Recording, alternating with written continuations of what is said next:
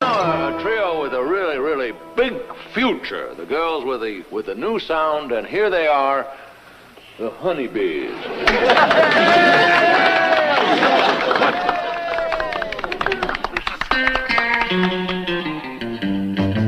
You need us. You need us. Like a clam needs a shell. Like a prisoner needs a cell. Like a ding-dong needs a bell. You need us. You need me. You need me. Like a picture needs a star. Like a golfer needs a par. Like teenagers need a car. You need me. You need me. You need me. Like a baby needs a toy. Like Hawaiians need their boy. Like a girlie needs a boy. You need me. You need me. You need me. Like a diamond needs a ring. Like a harp needs a string. Like a queenie needs a king. You need me. You need us. You need us. Like a bee needs its buzz. Like a peach needs its fuzz. So that's why you need us.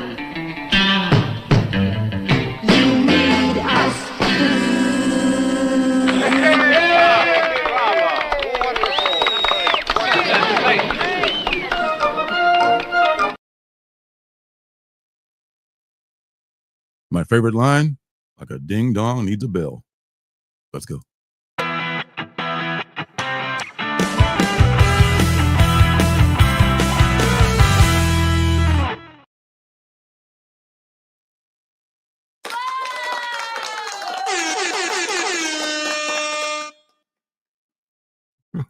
You mortal honeybees on Gilligan's Island. What's up, everybody? I'm Lorenzo. This is my comic son, Marcus, and we're here every week to do this Wednesday New Comic Book Day live stream. And as always, it is brought to you by the Alternative City Shop.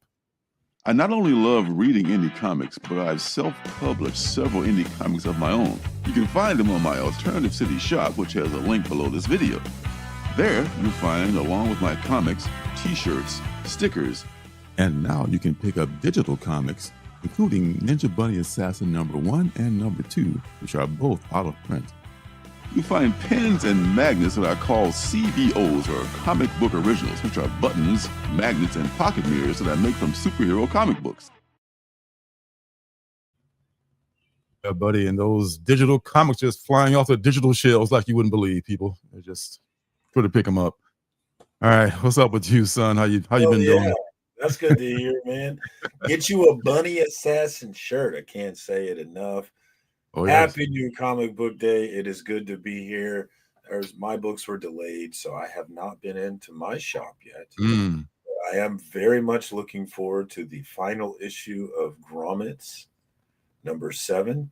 So excited that I actually bought the Beyond Wednesdays variant. Have you heard of Beyond Wednesdays? It's a comic book YouTube channel. Yeah. I think they had last week. They had Mark Spears on, if I'm not mistaken, on their live stream. I believe that is correct. They have an exclusive. Brett Parson, Blitz Cadet on Instagram, is the artist for the exclusive.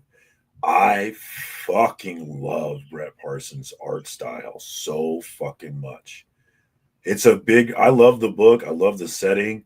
I love the coming of age story. I'm a sucker for these. I don't think we get enough of these anymore. These Sweet 16 sort of stories, these Breakfast Club stories. I want high school coming of age stories, dude. They're fun. Dazed and Confused. I want these things, and that's what Grommets has given you. So I really, really love that. But the Brett Parson art is just fucking. I don't know what it is, but I just love his style. It really draws me in. and he is the artist on the exclusive for Beyond Wednesday. So I splurged and bought that. Check it out, guys, if you haven't seen it. Oh, wow. That was awesome. Wow. Yeah, I picked it up today. So I can't wait to read it. It's going to be awesome. I'm pretty sure it is. Frank read it. He said he liked it too. I need to read it. I can't wait to read it. Oh yeah, it's been so long. I think Brett Parsons does such great art. He may be not a super fast worker, like say your Mark Spears or something like that. So maybe that delayed the book. Maybe they had like everything except maybe number 7 finished. I'm just speculating. I don't know what I'm talking about, but something had to delay it for this long. It was everything came out pretty back to back to back, and all of a sudden, what 3, 5, 4, 5? It's probably the art, right? I mean, it's a likely culprit, but who knows? I don't know. I might Google around, see if I can't find an answer, actually. And being an Image book, I can't see it being a funding, thing as far as not being able to come out, because Image, they put their stuff out, even though every project is individually owned, but it's up to you to finish the artwork. They can't finish the art for you. But I can't imagine. I can't imagine unless it was something beyond their control. But it's here now, so that's the important thing. Given how much I absolutely love his art, take as much time as you need, brother. I wonder, does he color his own stuff? Because I think the colorist is also awesome on his art. I wonder if he does color as well. I have to check that. I'm not sure. Yeah. But we are here for another beautiful new comic book day show with indie comics and reviews, and your indie comics guru, Lorenzo himself. I am very excited to be here, and we also have homies in the chat who are excited to be here. First in the chat is the lovely Miss Janet. So I do think we're going to be okay tonight, guys. Everything is going to be fine. Janet is here. Everything's copacetic. We got the homie Space Case Collectibles in the house, one of the regulars around here. He got his SIKTC 41. I absolutely loved it. And every single time I read, and this is the truth, every time I read Something is Killing the Children, I'm like, I get why people think this story is a nothing burger. But I also get why I don't care, because I love Erica Slaughter. Like, I seriously love this character. I don't see her as a sex symbol. I see her as my daughter. And I just love her. And this issue 41 is more of why I absolutely love Erica. And you have the opening scene with that boy who she clearly had saved. We don't see Erica save him, but he clearly had saved her. And just the interactions and the way that the boy looks at her makes me love her more, because you can just imagine the things that they went through together to make him look at her like that. And I think it almost works better. We've seen examples of it, and in this example, we just get to imagine it. And I think it works better, because I'm like, that is what I find endearing about this book. I realized reading issue 41 is that Erica Slaughter, she is the whole reason I love the book. And she's the reason, and her absence from House of Slaughter is why I could never really get into House of Slaughter. And I realized that, like, the thing that I love about this book is Erica, dude. It's all about her for me. And you see, like, young Erica, she's still forming the Erica that we know. When the boy hugs her, she's like, I can't be attached. I gotta have you're just a job. I'm gone tomorrow, and this is a business. And you see the whole dynamic with Jessica, to where she is clearly carrying Jessica at this point. And you see the note, where, like, it's time for Erica to move on from Jessica, but they're hiding the fact that she's ready because Jessica needs her. And I'm super interested into what happened to Jessica. I'm super interested in the history of what made Erica who she is. And so while other people are tossing it away, saying it's no good, saying it's a nothing burger, saying it goes nowhere, I understand, but I don't care. I still love it. Yeah, I think this is the arc where this is number 1 in the arc here, where maybe we find out what happens to Jessica. I hope.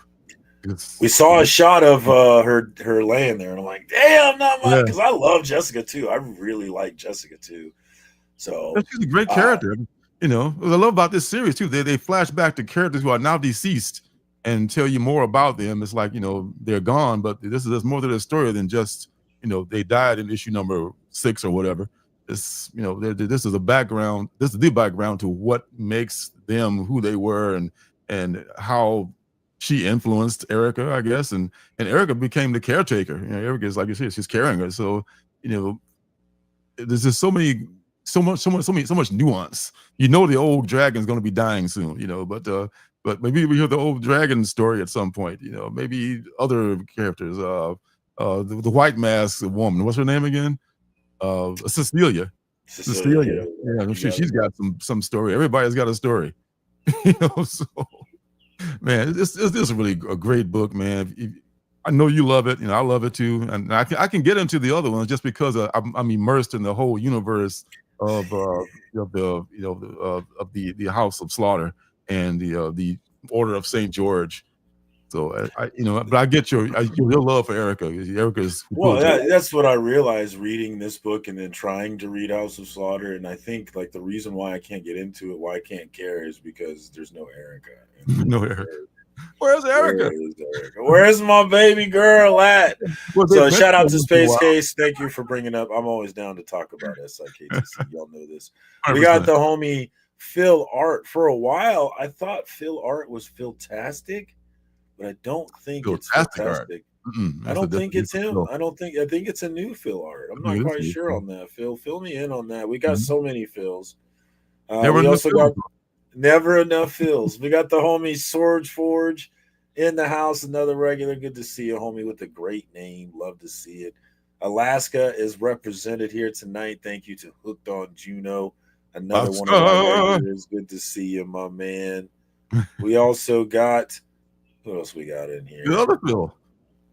Phil too. Yeah. Oh yeah, Phil. Oh, Phil's Treehouse. I miss your face house. What up, Phil, my brother? Good to see you, my man. And let's see, we got the homie Jenny Meldrum in the house who gave us that weird green lady thing.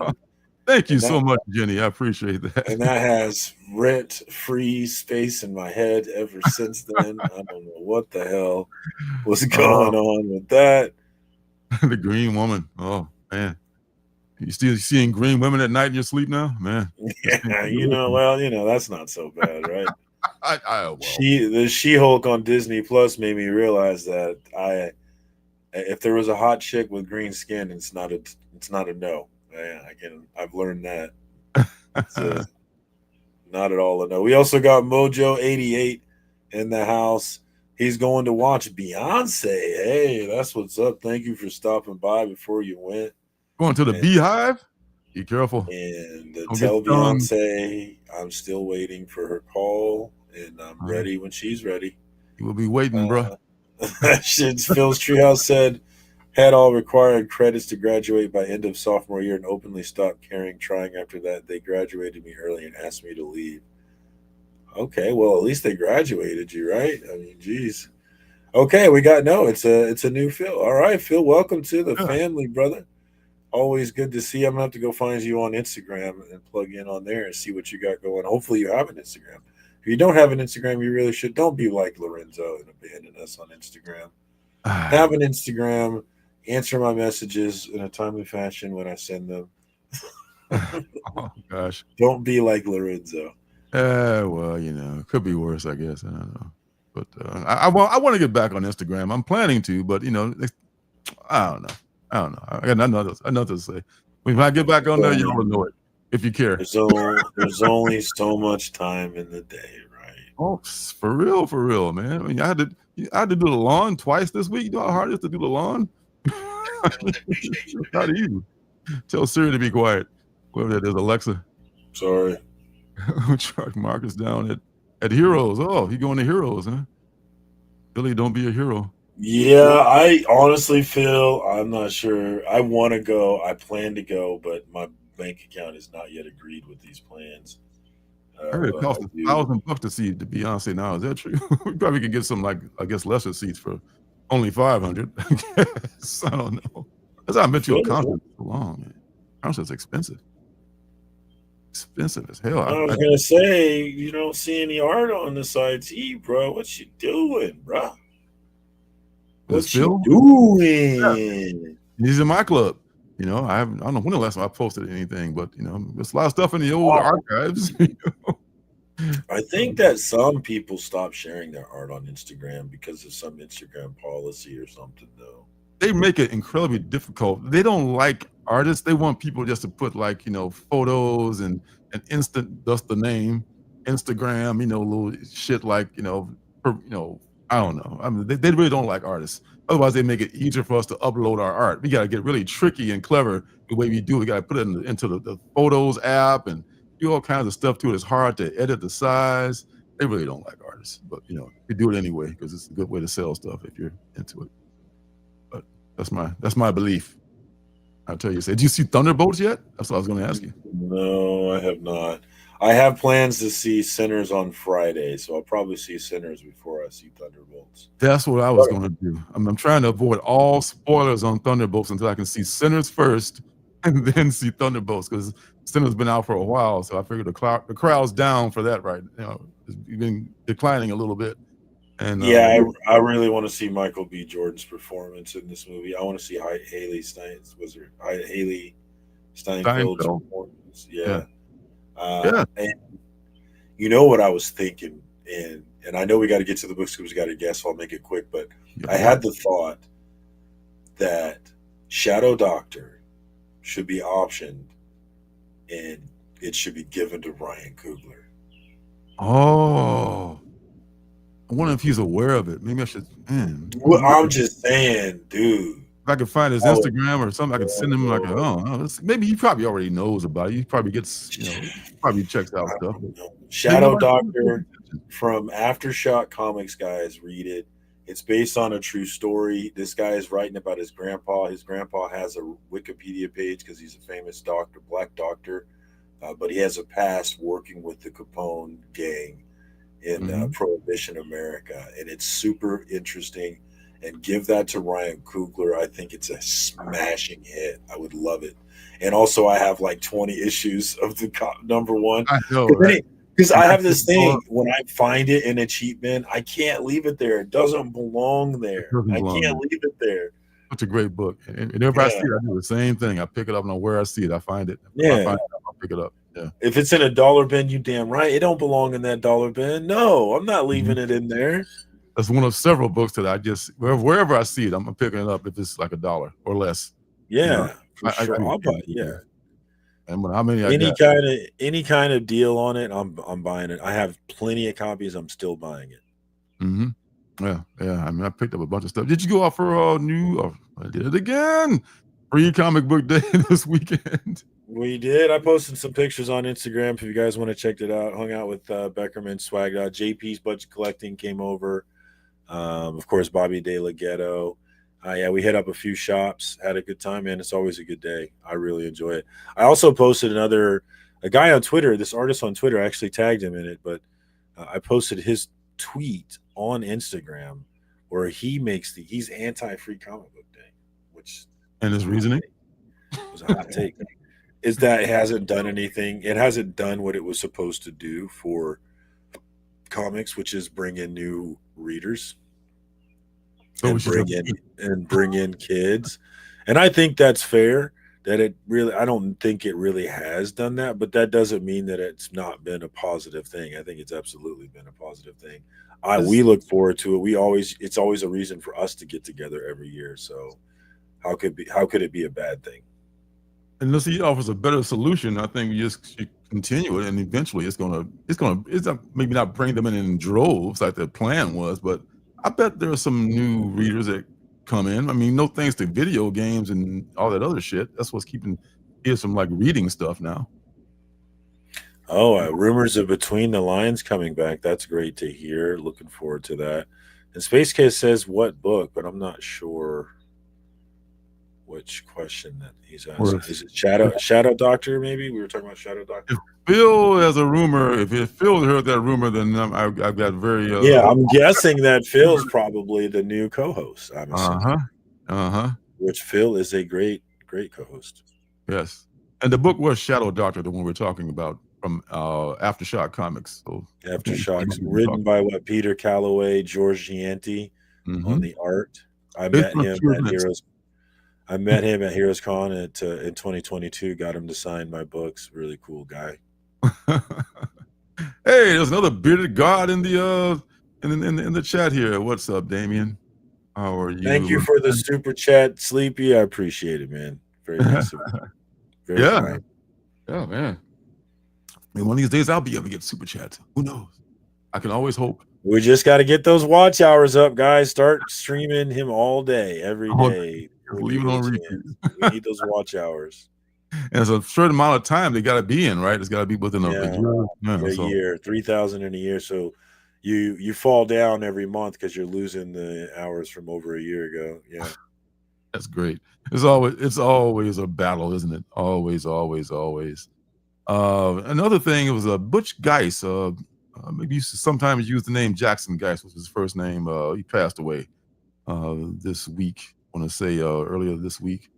And I had a Butch Geis autograph book. That was the back when, and it was an Action Comics. I forget what number it was, from the Superman, the Death of Superman era. It was with the cover with Supergirl holding the car, like the homage to Action Comics #1. And I found it in some bin somewhere, and it had his name all signed on it. So I'm pretty sure it was his signature. It was who would fake Jackson Geis' signature. And I got that one too. 2 copies. Oh man, you're a lucky man. But shout out to Jackson, aka Jackson Butch Geis. And you look up stuff that he's done. It's done a lot of good stuff. So RIP. Yeah, I guess that's one #1. I'll be talking about that later too. So yeah, you got multiple copies. Look at this. Marshall's Monsters. Yeah. He's only one of these. Did you get one of these? Only one shop had these. The Scotty Young, I Hate Fairyland. I didn't even see that one. There was some books that I didn't even see. Kevin from Entropy Comics was sharing books, and he shared some books. I was like, I didn't even see that. That's crazy. Yeah. I mean, our shop got shorted a lot, and the other shop just got mobbed, and they probably sold out of everything. Sold out of all their free stuff. They give away all their good stuff. Yeah, he did, man. I was surprised that he did so much. And he was also a co-creator. What was it? He's the co-creator of Apocalypse. He's him and someone else was a co-creator of the character Apocalypse. So impact on. Look at this guy. Look at this guy here. If it's a hit, I'm got it. Let's go. The Voices one is a big hit. Is there a first appearance in there or something? I think there was. Am I tripping, guys? I might be tripping, but I thought there was something about this book. I could have picked one of those up today. I'll have to look it up on the app. Yeah, because I was there in the shop today. I picked up a couple more that were left over that I didn't get Saturday. Can I have Phantom? Oh man, those are that's too bad. You got to find those, man. Those are 2 of the best, in my opinion. But yeah, that's. I might be able to help you out with that. Look at this guy. Yeah, we got a couple over here too. So that falls through. I can manage to forage some from our local comic shop as well. All right, so I'm gonna do what I picked up. It ain't that many things, because we got coming up Thomas Nichols, who has a new book coming out. Is out already, I should say. Just Us Cops is out, and he's got a new moniker or on Instagram. He's not just TN Comedy, but he's also TN Collection. Games and Comics. I thought I could be wrong. Comics. Okay, well, I'm gonna spread lies. This one, you'll be able to see exactly who he is when he comes out in a few minutes. I'm looking forward to that because it's always fun. Good friend of the show. It's always a good time with Thomas. So, it's a few little things I got here. You got. More than just a few, actually. Always seems like a few. Oh, it's pretty dark. It gets dark because now we got, there we go. We got more daylight here, so I don't need the lights as much. But after a while, by the middle of the show, it's going to be like, Tales from the Crypt. It's going to be very, very dark. What do we got? We got Heart. All right. First thing is my free comic book day stuff that I didn't pick up the other day, which I was going to get is a rebooted Speed Racer from Mad Cave. Mad Cave doing the Speed Racer. Yes, I will take a look at that, please, because they've done so many other good things. Rebooted. Dick Tracy for one. The other one is Fantastic Four. I just like the cover on this one. I got love for the Fantastic Four. I'm not following them right now, but it's my introduction to the Marvel universe was the FF. So respect. This is one I heard about from you, Damien. Look at this guy. He has 10 copies. Of course he does. Super Science, Chapter 0. This one is a 99-cent book that came out last week, but we were late. They were late getting them to my shop, so I just picked up one today. This, I think, as Damien said in his video, this is like a sampler for their graphic novel. So there is no number 2 coming out, but there is an entire book. If you like this book, you can get the graphic novel, which that's pretty genius, I think. It's always about something. They give you a little reprints of books that may have already been out, or they give you a sample of something that's coming out. So yeah, Free Comic Book Day is I understand his point about it's not doing what it's not saving the comic book industry, but damn, should we just like throw the baby out with the bathwater? I disagree. Hope he got a lot of clicks on his on this thing for that though. Out of Alcatraz number 2. This may have come out this week or last week, but I just realized that I didn't pick it up, so I subbed to it to make sure that I pick it up this time. And this was a really good issue number 1 for Christopher Cantwell and Tyler Crook. Out of Alcatraz number 1 was awesome. If you don't like books, how did you get here? Exactly. Enough said. All right. What up, Rude? The homie Real Rude is in the house. That's Rude. I don't even see his comments. See, I'm a little bit slow getting comments here. I don't see stuff as quickly as you do. What's up with that? Are you looking in StreamYard or are you looking on YouTube? Oh, I only have StreamYard because I don't have two monitors like you do. Yeah, I'm looking at StreamYard. Oh, there we go. Okay. There we go. What's up, Rude, buddy? Smoke weed every day. Good to see you as always. And the next thing we got here is making me spend my money again is Green Lantern, Absolute Green Lantern, that is, number 2. Damn, those Absolute books are freaking awesome, man. This is another one that I just love so much. The first issue was pretty amazing, and by all accounts, the second one is too, so I've heard. And Absolute Superman, which I'm a little bit behind on, but I will catch up on that pretty soon, hopefully. But, man. Yeah, I need to binge a lot of books. I'm a little bit behind. Yeah, mostly superhero books. Indies, I'm pretty caught up on all those, but the superhero books, I'm a little behind on most of those. But luckily, those Absolute books are very bingeable. Shout out to the ladies at Kroger. What is the deal? What is the deal with the ladies at Kroger? I would love to know what's going on with that, Phil. They're just lovely ladies. Oh wow. Yeah, I imagine they are. I take my comics to Kroger. They have like a place where you can sit down and read. Is that the story there? Comics. If you're Phil, they do. Have you seen Phil? Phil usually comes in today. Let's see, so what's that? The other Phil says here, I read the Absolute Batman joints. Okay. I have to catch the trades and that. Yeah, I mean, it's almost getting to a point where where I just, I'm gonna have to maybe drop one of the Absolutes because of course the numbers game, I don't think I'm going to do Absolute Flash. I love Jeff Lemire's work, but that's the one that's developing the slowest. But damn, Absolute Martian Manhunter, that might be shooting to the top. I don't know. It might be. Just saying. Sickness, number 7. It came out. Another one of these books. It just came out not too long ago. Been Kroger Cougars. I like. Oh, you just coined a new thing, man. That hashtag Kroger Cougars. That's happening. Let's make that happen right now. The sick. I'm gonna have to reread all these. Not a problem though. Really great story, but I just don't remember a lot of stuff. I know it was a guy, a man who's causing the sickness, and it transpires over many decades, and that's where I get kind of fuzzy. So I have to go back and read everything from issue number 1 again, which is fine. It'll take a lot of reading. That's all. That's all. All right. What else is next? Oh, here we go. We knew it was going to happen eventually, but Finally! Promise number 7 has made it out. I have it in my hands. I'm going to read it very soon.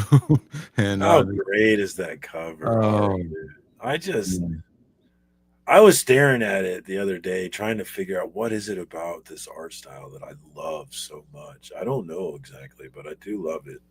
Yeah, it is gorgeous, cartooning artwork. There's no shade in that at all. I mean, it's a skill that many people cannot master. It's a serious art form, and it is. And this is a master of it right here. This Brett Parson, excuse me, this Brett Parson person here who is just a great cartoonist. Blitz Cadet on Instagram. Check him out. Blitz Cadet. Oh man, you know his handle. That's awesome. I'm a fan. He a fan. He a fan. He a fan. Oh man, that's really. How's that, Phil? I personally have been reading comics that long, so I have such a long history of comics that I can read. It's hard to stay with the new stuff. That's why indie comics are so great. Yeah, just jump in from the jump street. Yep. Yeah, I love the old stuff too. I love it more nostalgically, and I don't have to even read it. That because a lot of it, to be honest, a lot of it is stuff that's kind of predictable. I mean, Stan Lee wrote stuff. We know the Marvel method. He would give these guys a germ of an idea, and they would go and just like flesh it all the way out and come back with 20 pages, and he just fill out the dialogue. Which is it's a method, but it's kind of like putting that burden heavily on the artist. So a lot of the dialogue we know was just like necessary stuff to go along with the action. But I focus more on the action on the older stuff, especially the Marvel stuff. DC stuff, to be honest, was kind of over the top in the 60s, and it's more of but they had excellent artwork. I mean, the artwork on almost all the DC books, they had like such phenomenal artists on there. But I digress. Back to the countdown. Back to Monkey Meat, number 3 of 5 from my guy Junie Ba. Love Junie Ba. Love the fact that he printed on newsprint and only $3.99. What a dude. This is the B cover of a book that kind of got lambasted for having the A cover with a weird type style and stuff like that. So I bought the B cover, but hopefully the book is good too. The first Free Planet. I mean, let's see what that's about. I don't know what exactly is free. Free means a lot of different things to a lot of different people. So hopefully this is good. I don't know. I'm not familiar with the creative team either. So it was a complete gamble. Yeah, I don't know why that book seemed to have got a bunch of marketing push, and I don't know why it got it. I don't get it. Somebody fill me in. Was it like a huge Kickstarter? Because I think it was a Kickstarter. Well, this one? I think it was. Maybe I'm wrong.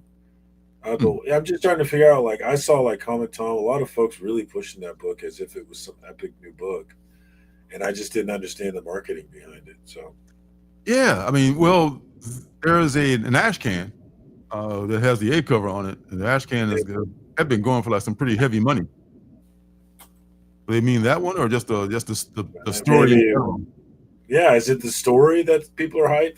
Because you said it yourself, you're not familiar with the creator, so it's not the creators. So I don't know. Maybe it is, and we just don't know. I don't know. Well, that ash can was one of those created shortages that they sometimes have, like only 400 whatever copies made, so therefore they're much more valuable because the scarcity. But if it's a shitty book, who cares if it's only 400 copies? There's some books I can name that have come out in the past that I won't right now, but I could, but I won't. That have had scarcity and they've been just god awful. And I bought like a limited edition copy of this book, and now I can't fucking throw it away. it was just horrible art on the inside, and nobody wants it. And I got a shiny limited edition cover that I can't even literally set on fire because it won't burn because it's made out of metal. But I've gone down that road before, so be wary about stuff just because they're scarce. So what? It's the scarce. If it's good, it's good. Next, almost done here. The Mark Spears Monsters #4. This has been coming out a little bit slow too, but I love that because that way I can catch up on all the stuff. This is probably the nicest. Well, it's open for debate. That they rearranged this to look almost exactly like the Killing Joke #1's cover. And I'd love to know his technique. I'd love to know his process. How he makes. I'm pretty sure it's digital, and he's probably a very fast worker because even if you're working digitally, you still got to get the work done. So I love to know how he gets all this done, and it's such great homages to all these different covers and stuff like that. And then he writes a brand new standalone free comic book day book. He's got, wow, how do you do that? He writes and draws one of those, and he's got his own series going on. It's making a cover for almost every book imaginable. So, yeah, he's a hard-working man. Next one tonight. They're up 2-0 going back to New York. Oh, you're losing your money again, man. No, I didn't lose money. No. Oh, okay. Things. Sorry. Oh, okay, my bad. Yes, sir. What if they only kickstarted the variant covers? That was an idea. That way there would be a lot less of them, but I don't know. We'll see. It is kind of crazy that like Boom Studios does a Kickstarter for their comic before they release it. It is kind of crazy. It's passing the cost of things have been passed on to the consumer for ages. So why shouldn't they pass that on, to the consumer too? Like, hey, fund our book and we'll put it out. So make it a lot easier for them. I guess, Juno, we can knock it, but if it works, it works. What are you gonna say? Yeah. I think it's I'm not 100% sure, but I bet it's some kind of a digital process. But it still looks good. It still looks awesome. What does Sorge say here? He always puts his corny canvas filter on it afterwards. It's probably not really. Yeah, I know, but some people like it. I guess 'cause it makes it look like a paint. It's not on real canvas, but it's just to add to the vintage feel of it. I guess I don't know. People haven't gotten tired of it yet, so we'll see. And the last one is last week's penultimate book, and get this out of the way so we can get our guy Thomas out here as soon as possible. Los Monstros, take two. Los Monstros #1, which is from this fellow James Robinson, who is the creator of Starman. Thanks to Frank for reminding me of that. I didn't realize that, and he's had a kind of limited success since that book came out many years ago. And Jesus Marino is the artist on here. Looking forward to reading this one too. All right. So most of you guys are familiar with our guest here. He's been in the chat a lot, and he's a comedian. He's also a writer and creator of comics, and he's blessed us with his presence this evening, and we're happy to have him. And he's got a new book out, and he's here to tell you all about it. And here he is, Mr. Thomas Nichols. How the heck are you, Thomas? Oh, what's up, man? How you doing? Pretty good, man. I'm doing good myself, man. Trying to enjoy this rain. We got a lot of rain out here today, so. Are you in Canada? Did I get that right? Are you? Nah. I'm in Colorado. Colorado. Oh, close. Yeah. Close enough. Not at all close. Yeah. Close enough. It seems like it's raining everywhere, though. That's the thing. It seems like it's just everybody getting rain right now. We're known for rain up in here in the PNW, man. I mean, we've been dry for. Man, I'm kind of scared, how dry we are and sunny it is. But the rest of it's gonna show up in about a week. Once all our rain goes away, it's gonna show up, and then Oh yeah, you're right, man. Ball games rained out up here. Yo, that Shadow Doctor book is good though, y'all.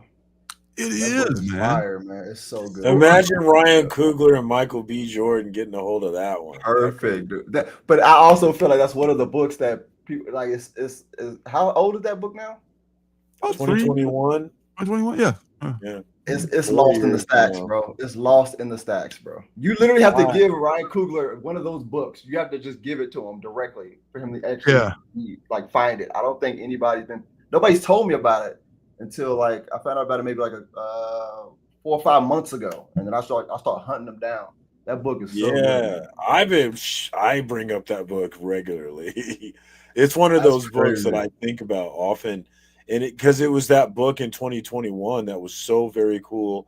And you saw a few, like I know Comics with Bueller buzzed about it. There was a few people that buzzed about it here and there, but overall, it did not get the love it deserved. That's what I'm saying. That's the issue, man. Nobody showed these books the love that they deserve. At a unique concept that's really just like different from anything else. And the kicker is it's based on a true story, man. You can't beat that. You can't beat that, dude. So I personally don't know that many comic books that are based off of true stories. Yeah. I personally don't know that many off the top of my head. So I think it's still possible that somebody's going to get a hold of that and do something with it. Because how could you not, dude? It's perfect. We gotta just everybody just go buy a Shadow Doctor book and just give it to a director when you can.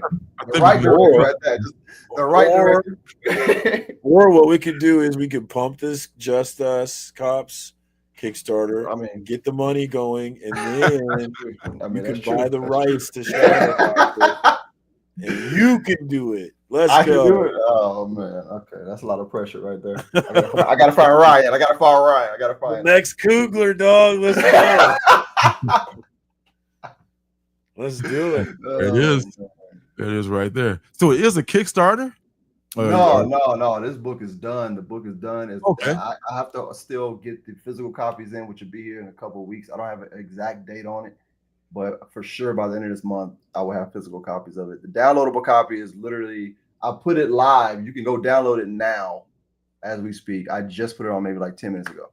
Oh, awesome. So you can, anybody, Thomas Nichols, the website? tncomedy.net. Got you, yeah. What I ended up doing was everybody in chat right now can literally go download it for free. I'll put up there for free for like until the end of the stream. So you can go download it. Really? Right now. Okay. Yeah. For sure. I figured, man, it's something that I really appreciated doing and having fun doing it. And I just want people to be able to, I mean, Free Comic Book Day was just last week. So why not? You know what I mean? Being able to release this book I tried to release it last week and then I had a couple issues I had to fix. But I fixed those, so y'all are good to go. Free Comic Book Week, I guess you could say. That's what I'm talking about. So I'm curious, why didn't you go the Kickstarter route? As so many seem to be doing that. It seems so effective. Why are you going a different route? It's something about putting my own like energy and money and going on tour to do all this. I just really want it to be. It's a genuine project to me, and I didn't really feel like begging for backers. I didn't want to go that route. And I want the book to be done. Like that's the thing. I didn't care if the project, like I see a lot of projects that don't get funded, and then the people that made the book just don't put the book out. I'm like, why didn't you just do it yourself? Like just raise the money. It's possible. It's a thing. You could do it. Do a smaller print run. Yeah, smaller print run. And for me, I thought about that way. I was like, regardless if I want this book out, regardless. I don't want nothing to be. I don't want to I want to like put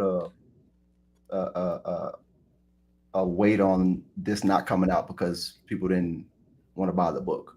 I'm gonna just put this out. I like the idea. I think it's dope. I just want to make it happen.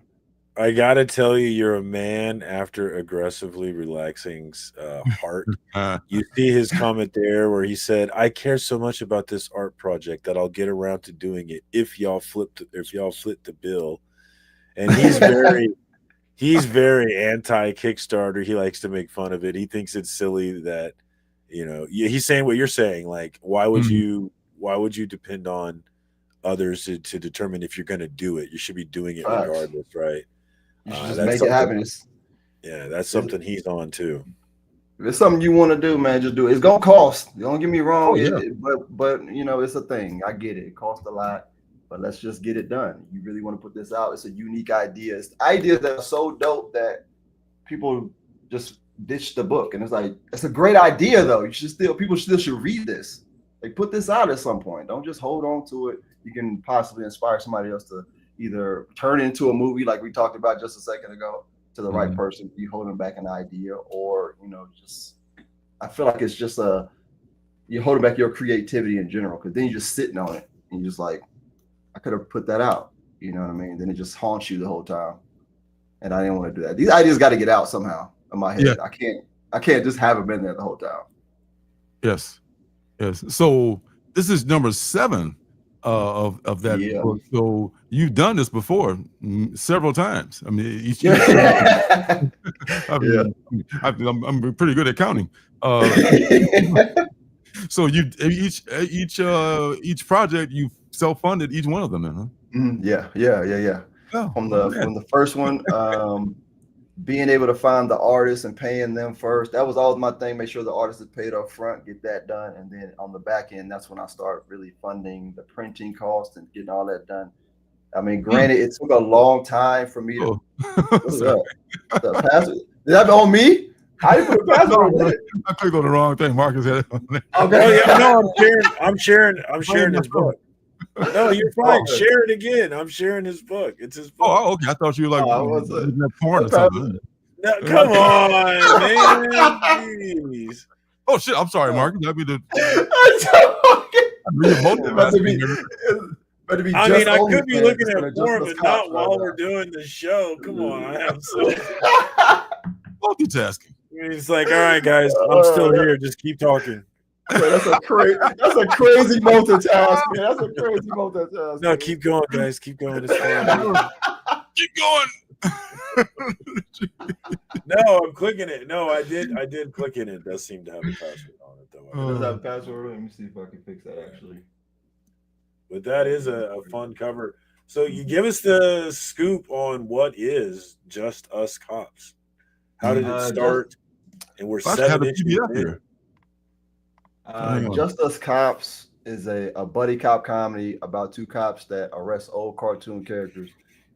It's something that my love for cartoon characters is something that I really enjoy, just watching cartoons. If you've seen some of my content, I love finding comic books as well. Like that's my thing, as well as horror stuff. So I entwine a little bit of horror stuff in there, and Just Us Cops as well. But I love cartoons so much. I miss them. I miss what they used to be. So why not mess around with those characters and put them in something instead of actually having to work for them as far as the companies go. I could just somewhat change what Bugs Bunny looks like to a degree, or Dexter's Laboratory. I could change what Dexter looks like and really make him something that's fun. You know what I mean? Again. Very cool, man. Yeah. Have you used the same artist on all of them? Yeah, Imai Utieri. I found him on Facebook, man, and this dude is crazy. I don't know why people don't know this dude more, man. He's great. He's done a bunch of books, man. He's done all my books except I think 2. He's done all of them except 2, and he's done an amazing job on all of those.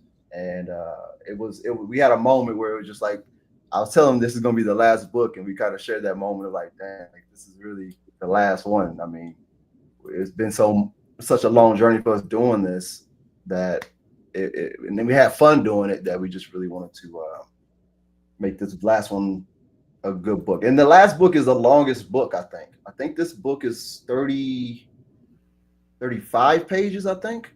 Wow. And the rest of them are like 22 to 25.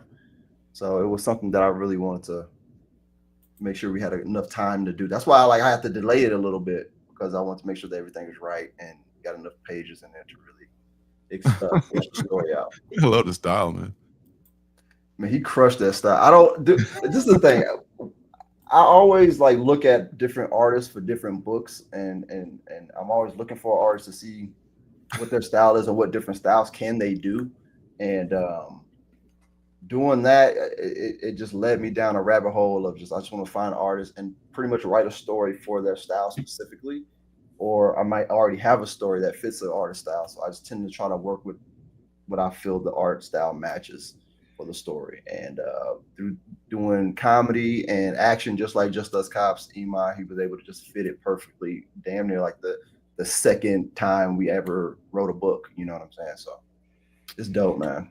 I told you you're after AR's heart. He's in. I appreciate that, yo. Appreciate it, yo. Yeah. Just Us Cops #1 is the only book that is drawn differently. That is drawn by Ren Kelly. She is an artist out of Canada. And we did the first book together. And then it was cool because being able to work with an artist that was nice enough to really give me like the rundown on how to make a comic and stuff like that. She walked me through a lot of the stuff. She helped me really put together a bunch of stuff like how to, get artists to prep a contract for an artist, because I contract artists out. So to be able to, what the contract might need to say or all this other stuff, she really helped me out with that. So shout out to her just for helping me get into making a comic book and really making it happen. Okay. I guess I imagine I've never had to do that, but I imagine it's very important when you're doing a collaboration with another person and there's money involved. Yeah. Oh yeah. Definitely with the. I mean, I'm not saying that everybody is, not everybody is crazy expensive, but there's some artists that are like really expensive. I'm like, if I'm gonna pay this price, then I need this done on this date. Yes. I need this back to me. Like, let's make this happen. If you're gonna really make this happen, and I mean, it's great to be able to do that. I imagine you don't get all the money up front. You give part of the money, and then you get the rest of the money after you deliver the certain amount. Yep. Afterwards, yeah. But I definitely, it's always on my end to make sure that I have the money in general. That's what a lot of artists are running into. Like, they run into a bunch of people that, writers or people that want to make a book that don't necessarily have the money. Like, if you're gonna write a book and you want to hire somebody to draw it, you at least have them, like, ask them what their price is, get their price, and then at least get the time, ask them for time to make the money, so you're able to actually set that money aside and then have your book be done. Rather than come up with it as it's happening. Yeah, don't do that. Yeah, that's not good. Do not do that, man. I see artists posting about it, and I'm in a lot of Facebook artist groups, and I see artists posting about that all the time, and how their artists don't have the money and all this stuff. And I'm like, then I don't know why you would accept the project if you wasn't 100% sure that this person that asked you to do it didn't have the money. So.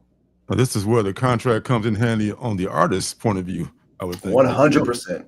You signed. 1,000%. We agreed on I think Mark Spears went through that with that Returning the Living Dead book, where he said they didn't pay him. Yeah. So. Word? The new one?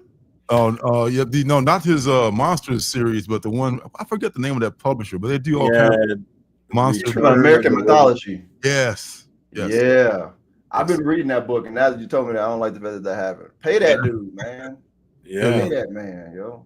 Don't bring Mark a copy of that book to sign. He will not take it well. He'll push it right back at you, man. That's crazy. Asking Michael Jordan for an autograph or something. Wow. Phil Art has a question about cartooning. You could both, that I'm assuming you both could answer. Well, I tell you, the beautiful thing about cartooning, Phil, is that it is open to interpretation and is in the eye of the beholder. There are some people that have some very simple styles of cartooning, but if I'm assuming the cartoonist also writes, because usually I say a cartoonist as opposed to an artist. A cartoonist does everything. Cartoonists, they write, they draw, they usually color and all that stuff too. So, but if the cartoonist message or the story is strong, then many people are forgiving to the style not being like photorealistic, like super tight. But then there's some cartoonists like the guy that does grommets, who is just fucking off the chain. I don't know if he writes his own stuff, but he could. But his style is a cartoony style. I kind of say that people call it as a kind of a pejorative sometimes, but it's not really. But it's a cartoony style, which means it's just not photorealistic, but it invites you into this world where people look like this and things look like this, and because it looks so awesome, you accept the fact that the things don't look exactly like the world you live in, because it's such a great story and it's drawn so nicely. So I think that's a fact. I would say a lot of times when the art's not like, when it's so distinct, it's not perfect, but it's so distinct and unique. It it's not the most perfect art, but it becomes the reality of the world. So, like, you might criticize Werther Deladera's art in Something is Killing the Children, but I wouldn't want any other artist drawing that book because his style is that book. His style is that world, regardless of what you think of his style. That's it. So I think your art will, if it all is jiving the way it should be, your art will be the right art for the book, and it'll feel all correct, regardless of the, perfection of it. Facts, yeah. That's a great example right there too. Yes, it's like KTC. I couldn't imagine anybody else doing the art on that book. Yeah, for sure. Yeah, and Roscoe, yes, because Roscoe is awesome. Roscoe appreciates the art of what it takes to become a cartoonist. Man, yeah, it's the fine art world looks down on them, but fuck those guys. I got Roscoe art on my wall that I'm so proud of. I love it. And fine art people taping a banana to a wall and calling it art. It's art because I say so. I'll buy it for $1 million. Up your nose. You just got to sell one, right? And listen, that's the hardest thing to do. Selling one of anything is not easy, yo. That's just got to sell one. Yeah. Sit back and kick back after that million comes in. Huh? Yeah. Facts. Just relax, man. Just chill. Oh, is that right? Oh, yeah. Okay, I can see that style. That's for sure.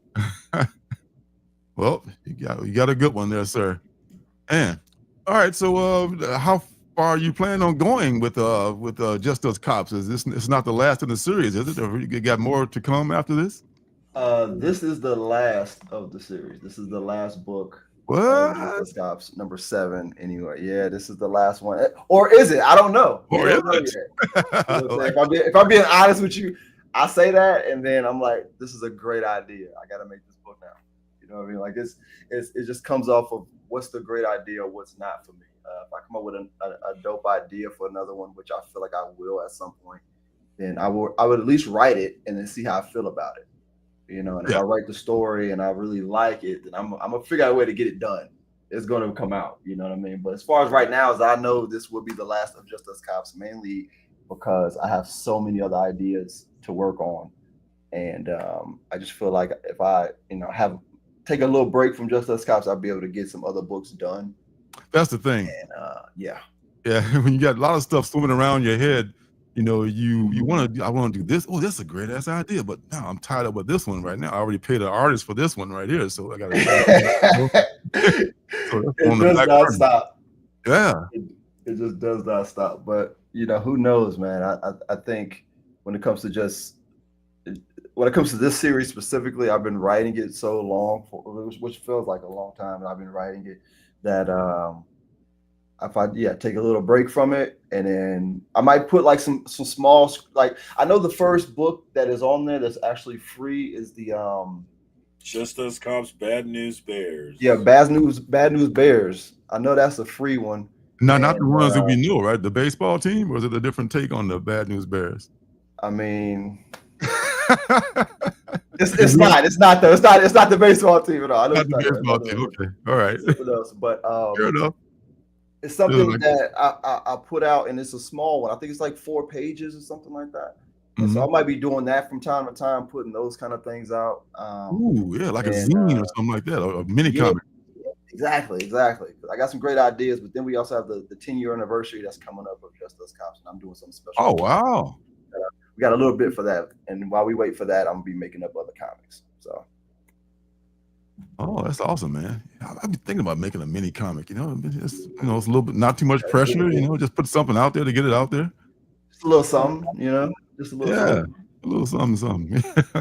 But yeah, Just Us Cops, man. I love this book a lot, man. I know I got other books that I want to work on and other ideas that I'm trying to bring forth to really get going. I mean, I'm trying to write a children's movie as well, a kids movie, which I think is going to be cool to really put together. But it's all about just making something that has not been done before, or something that people don't think will work, and I'm making it work. And that's one of my favorite things to do about writing, really figuring it out and how to make something happen. So yeah. Oh man, that's here's a question here from Phil too. Do you have a YouTube? I got 2 pages. I got 2. 2. Ooh, okay. Yeah. It's And so hilarious to me. Don't forget the Twitch. Twitch. Oh, I'm on there too. Yeah, I'll be on there too, man. Twitching it up, man. Okay. Here's the YouTube link. Okay. You didn't get, see, I didn't know that. I should have known that. That's the new page that's gonna be focused more on my gaming content as well as the comic book stuff that I do. Okay. You combine the games and comics together. Yeah, because it seems like, to be honest with you, it seems like the gaming and the comic book content share the same kind of audience, which makes sense. And the comedy, on the other hand, the stand-up comedy shares a separate audience, which is, I mean, it's kind of weird to me that it does, because I feel like it's just me being me still, you know. But I had a long talk with my Twitch audience, maybe about 2 weeks ago, 2-3 weeks ago, and we was online just talking it up, and they was giving me feedback on what they think is a good idea, and then I just thought about separating the two, so I can have one page that specifically focuses on my stand-up comedy, and then the other focuses on the gaming and comic book stuff that I do. Okay. It does kind of break people's brains when you have more than one thing on your channel. Yeah. I used to have my art on this channel. I had to separate it and make it somewhere else because I wasn't doing as much art as I'm doing comic book collecting and critiquing. So that was breaking people's brains that these two things were on the same channel. So you have to kind of separate it to make it easier for people to understand, I guess, you know. I never thought it would be a thing, an issue, because I'm always giving people, you know, I'm so doing stand-up, I'm just always giving people me. So I would figure let me just put more of myself on my YouTube page and just make it be a thing. And then it seemed like people enjoyed the comedy just being comedy, and then the comic books just being comic books. Yeah, I think there's more of a crossover, or more of an intersection, I should say, between the gamers and the comic book people, even though they kind of see it, because a lot of gamers play, a lot of comic book people play games, and some gamers buy comics, but more comic book people play games, I think, if I'm not mistaken. But with the for sure. Yeah, but the stand-up comedy, you may run into people who don't even know how to read a comic book. That's for real. I mean, I got you. I'm not. I just thought it was funny. That's cool. I got you. They don't care about the comic book at all. Sometimes it happens. I sell these after my comedy shows. Some people don't care. What's this? Some people don't care. They might think I was hilarious, and then they'd be like, "I'm not. I don't read comic books. I don't care." But then some people actually love the fact that I do both, and they can appreciate the fact that I do both. And then they just really want to know more about what I do. And sometimes, I mean, it's just the way it is. Sometimes people aren't gonna like everything you do, and that's fine. I'm not trying to. If I'm being honest with you, I'm not trying to capture everybody into one thing. Some people ain't gonna like you. It's fine. I feel you. A lot of work. 100% on that. You just can't. You just can't please everybody. The people who like you gonna like you. If they don't like you, oh well. It's fine, man. It's cool. It's all right. We gotta find our audience, y'all. Just find your audience. Everybody has an audience. That's the great thing. That's a good thing, and the worst thing about everybody has an audience. It's a good and bad thing that goes with that, but it's a thing. And the comedy thing, man. You tour how much do you tour every month or for months and months, and then it's nonstop touring? Man. I gotta go on the road this week. Wow, really? My tour starts this week. I'll be at Phoenix, actually Glendale, Arizona, Stir Crazy Comedy Club. I'll be at there this weekend performing, and then I go from there. I take a couple weeks off, and then I believe I have to go to New Mexico from there to perform at, I think the comedy club is 377 Studios or something like that. I don't remember. I'll be honest with you, I don't remember the name. And then after that, I got to go to Tyler, Texas to perform at Rose City Comedy Club, which is a dope club. That club is dope. It's a small club, but I really like it a lot. So I'll be out there. All right. I think the following week I got to go to Canada. I'll be up in Canada for a week. Ooh, man. Have you crossed the border since all the shit's been going on and all that stuff? We go see. Yeah, I bought the plane ticket already. They gotta let me in. You know what I mean? I spent the money. some people are saying like on the way back you got to worry about it. Let's go when you come back. Who are you? Dude, when I lived in Seattle, that was a thing. Like on the way back, like the line to get into Canada was short. It was easy. You just drive straight through. They ask you a couple questions, you good. On the way back, you in that line. It's like traffic, man. You in that line for at least a good 30. It's like, why are we in this line so long? Like, but, man, I can imagine what it is now. Man, but those. Go ahead.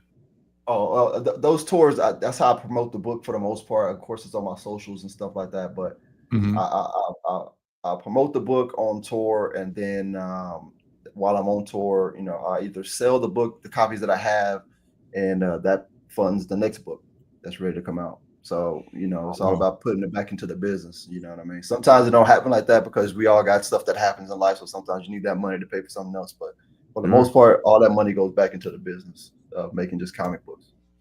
Man, that's amazing, man. It's like, some people would have one life of being a comedian, or a cartoonist or a comic book writer, but you get to do both of those things. That's pretty amazing. It's a lot, man. It's a lot, dude. A day off is not a day off for me. I don't get a day off. Everything is just work. But that's something every day. Every day is something you gotta be doing. I love it though. I can't be mad at it though. I can't be mad at it. My wife forces me to take a day off. She forces me. She's like, you have to like go lay down and you not doing nothing for the weekend. And I'm like, all right, cool. I'll be sad because I'll be want to go do shows. I want to do some work, man, but I'm so used to doing it that she just forces me to go lay down. So. Hey, you're like a workaholic, man. Yeah, it could be an issue. That could be an issue. I mean, I was up last night till about 2 or 3 in the morning editing videos for the YouTube. So it's just like it's stuff I have to do, man. It's just stuff I feel like if I don't do it, it won't leave my brain until it's done. So I gotta get it done. Yeah. This artist here, what's this person's name again? I'm sorry, I forgot. Imai Utier. He's out of Argentina. Okay. Yeah, this guy's got a strong cartoony style, right? I love it the way he works. That's the crazy thing about it because this is just one of his styles. He has like 6 of them. He got like 6 different styles. This dude is like, I'm like, how do nobody know this dude? Like he does some of the horror books for me too. He does the tea. Wow. Yeah, I got those horror books, man. That shit was good too. He does that too, man. You know what I mean? So if I feel like if I ask him to, come up with a style or try to, if I give him a reference for something, he'll knock it out. He's able to put people in books for me. So it's like at one point I had people that had Just Us Cops get a chance to be in the book themselves, and he was able to draw them in the book, and that was super dope to be able to do. Oh, that's awesome. So it's stuff like that I want to be able to do for future books, to be able to give people cameos and stuff like that. I think that'd be dope. Yeah, that would be great. Bradley. We got another question from Aggressively Relaxing there. How are you printing your books? Mixma, I think, is the name of the company. Mixma. Yeah, Mixma. They are great, man. When I say like a great company just to print through, man, it's just like if you have an issue, like if you put like they have you upload like a PDF or whatever, and if you mess up or the book is out of line with their border or whatever, you got to fit it in a certain thing. They'll call you up and be like, listen, your book isn't fitting. Do you want us to resize this for you so it'll fit? Yeah, of course. Please do. They got great customer service. I've been working with them for every book that I print out now, and they do everything from comic books to hardcover books to I think they do metal covers now. And so they're doing everything, and I love working with them. You know what I'm saying? Brochures, all that kind of stuff. You need posters, all that stuff. They do all of it. Huh. That's great. Rather than like print like 1,000 copies. Oh, here's your book. All fucked up. You're welcome. Don't get me wrong, though. There was one time where I did mess up on the books, and I was like, and it was my fault for sure. It was the size of the books. I ordered the wrong size, and I was like, dang. They thought it was all right. You know what I mean? Because it just fits. Everything is fine. It was definitely on my side. But other than that, they do great. We're just doing comic book stuff. The quality of the pages is great. All that stuff is great. So Oh man, that's great. Great. Yeah, I can't, literally, I can't even burn this goddamn thing. I can't get rid of it. You know, can't. That was funny, man. Oh my god! It's like, nobody wants you. Throw it out the window, it just comes right back to you. It's like a boomerang. You can't get rid of it. Nobody wants it. Oh man, this is another great book, man. Shoot. Yeah. So trying to raise some comedy, man. tncomedy.net. Link is in the chat once again. Definitely plug in. I'm definitely trying to fix the link, y'all, before the stream ends. Right now, for some reason, it takes you to a lock page. I am 100% going to fix that before the stream ends. And I would leave it. I would leave it up for the whole day. All right, I will leave it up for the whole day. Oh, okay. Now is the time. After I fix it. Okay. So Mike wants to see the cover. So I gotta get back to the cover here. Oh, back. Hey, here we go. Just Us Cops. Just Us Cops. That was number 7. Oh, appropriate. That was the first cover. I got a B cover. This is the first book. This is the A cover here. Okay. I think I have this. I can probably send you a copy of it. That's probably too late. I know you had multiple copies. Multiple covers, I should say. Then. Well, I normally don't. It was the last book, and I was like, Ema, let's do something different, man. Let's do something special to make another cover for it. And he drew me up another cover, and I wish I could actually just drop a link to it, but I can't at the moment. But the use of silhouette right here is cool. I love. I know, right? You know what the character. You know who that character is. You don't have to even see the full form. Oh, this is that character because it has that shape. That's how you know a character is iconic. That dude surprised me every time, bro. He would do the book and then send it to me, and I'm like, how do you know I was thinking about this? Getting this done. It's so good, man. And then I will have to change some of the wording because it's like I gotta make this like live up to the artwork. I can't just he outdoing me sometimes in some of the work. You know what I mean? Like I didn't want that. I want the wording to be just as good as the art. You know what I'm saying? Wow. Sometimes I had to change or make better jokes. You know what I mean? Because it was just outshine me on the art. I was like, I can't. I gotta do this. You know. Man, that's good to have someone that pushes you like that, though. Yeah, 100%, 1000%. And it's hard to have a good partnership too with a writer and artist, even in anything like in life. Or with a band, you work well with, man. This is the person you want to keep a relationship with. And that's exactly what we're gonna do, man. We already talked about doing some more horror books together, just as much as some more some of the newer stuff that I got coming. I got a I guess it's considered an action drama comedy that I'm working on. There's a lot of stuff that I'm trying to do, man. I love that combo. And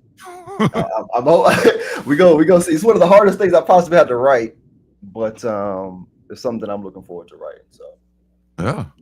Oh, here's a question. Also, Phil's got another one. Why not use I guess Instagram Spark or some print-on-demand company? That way, the print version would be available as long as you have it on there.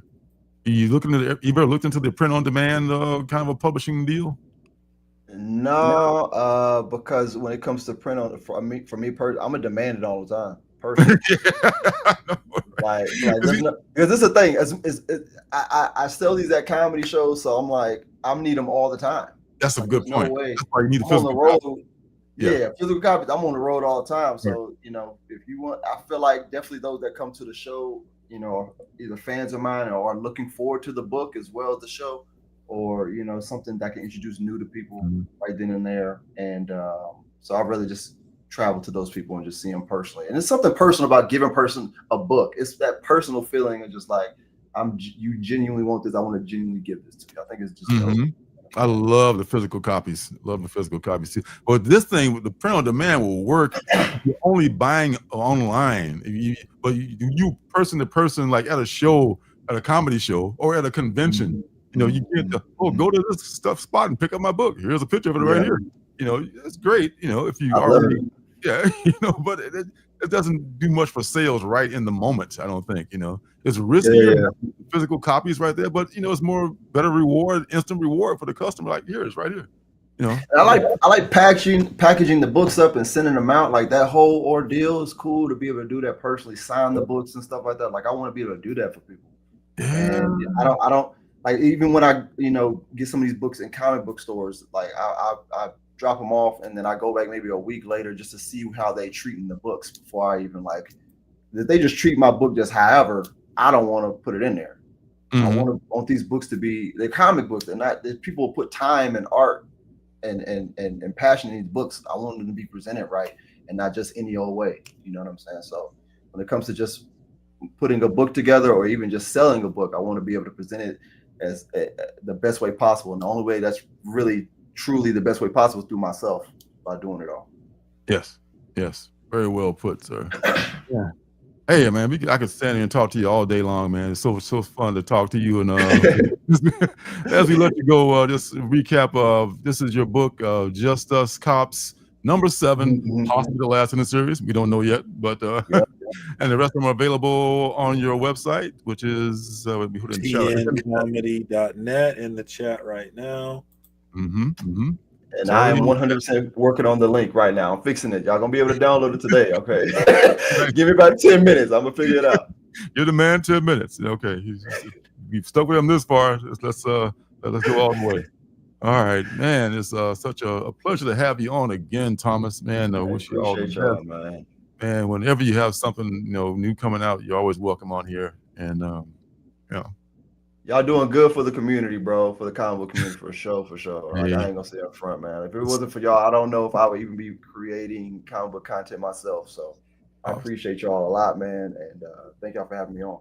Wow. We appreciate you too, man. Everybody who watches and everybody who's stopping by or watching on the replay, we appreciate all of y'all. We're nothing without you. So, man, it's all a partnership, Also, Marcus, man, you gotta watch Starship Troopers, bro. You have to watch it.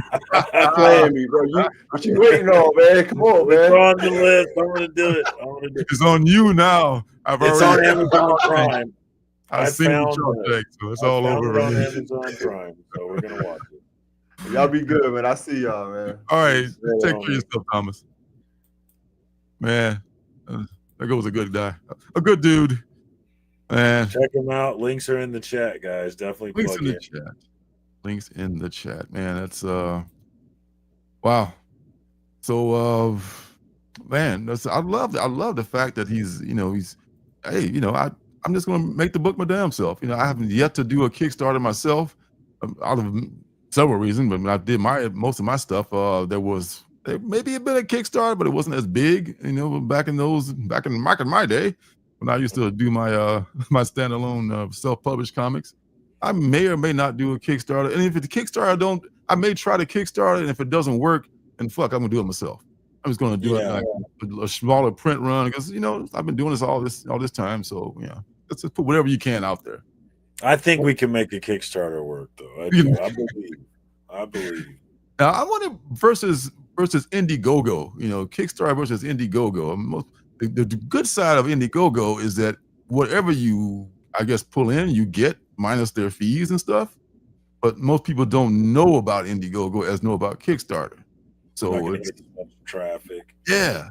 So if you can generate your own traffic, that's the thing, But if you're unknown, or relatively unknown, then you may be, but is Kickstarter going to be? You have to have a hell of a Kickstarter pitch to make an impression on people when you got like Mark Spears and Russell Dodderman doing Kickstarters, making $1 million in 2 days and shit like that, So it's a tough road, to go. Hey, there's Sonoma Publishing. What's up, Sam? Good to see you, sir. Shout out to Sam.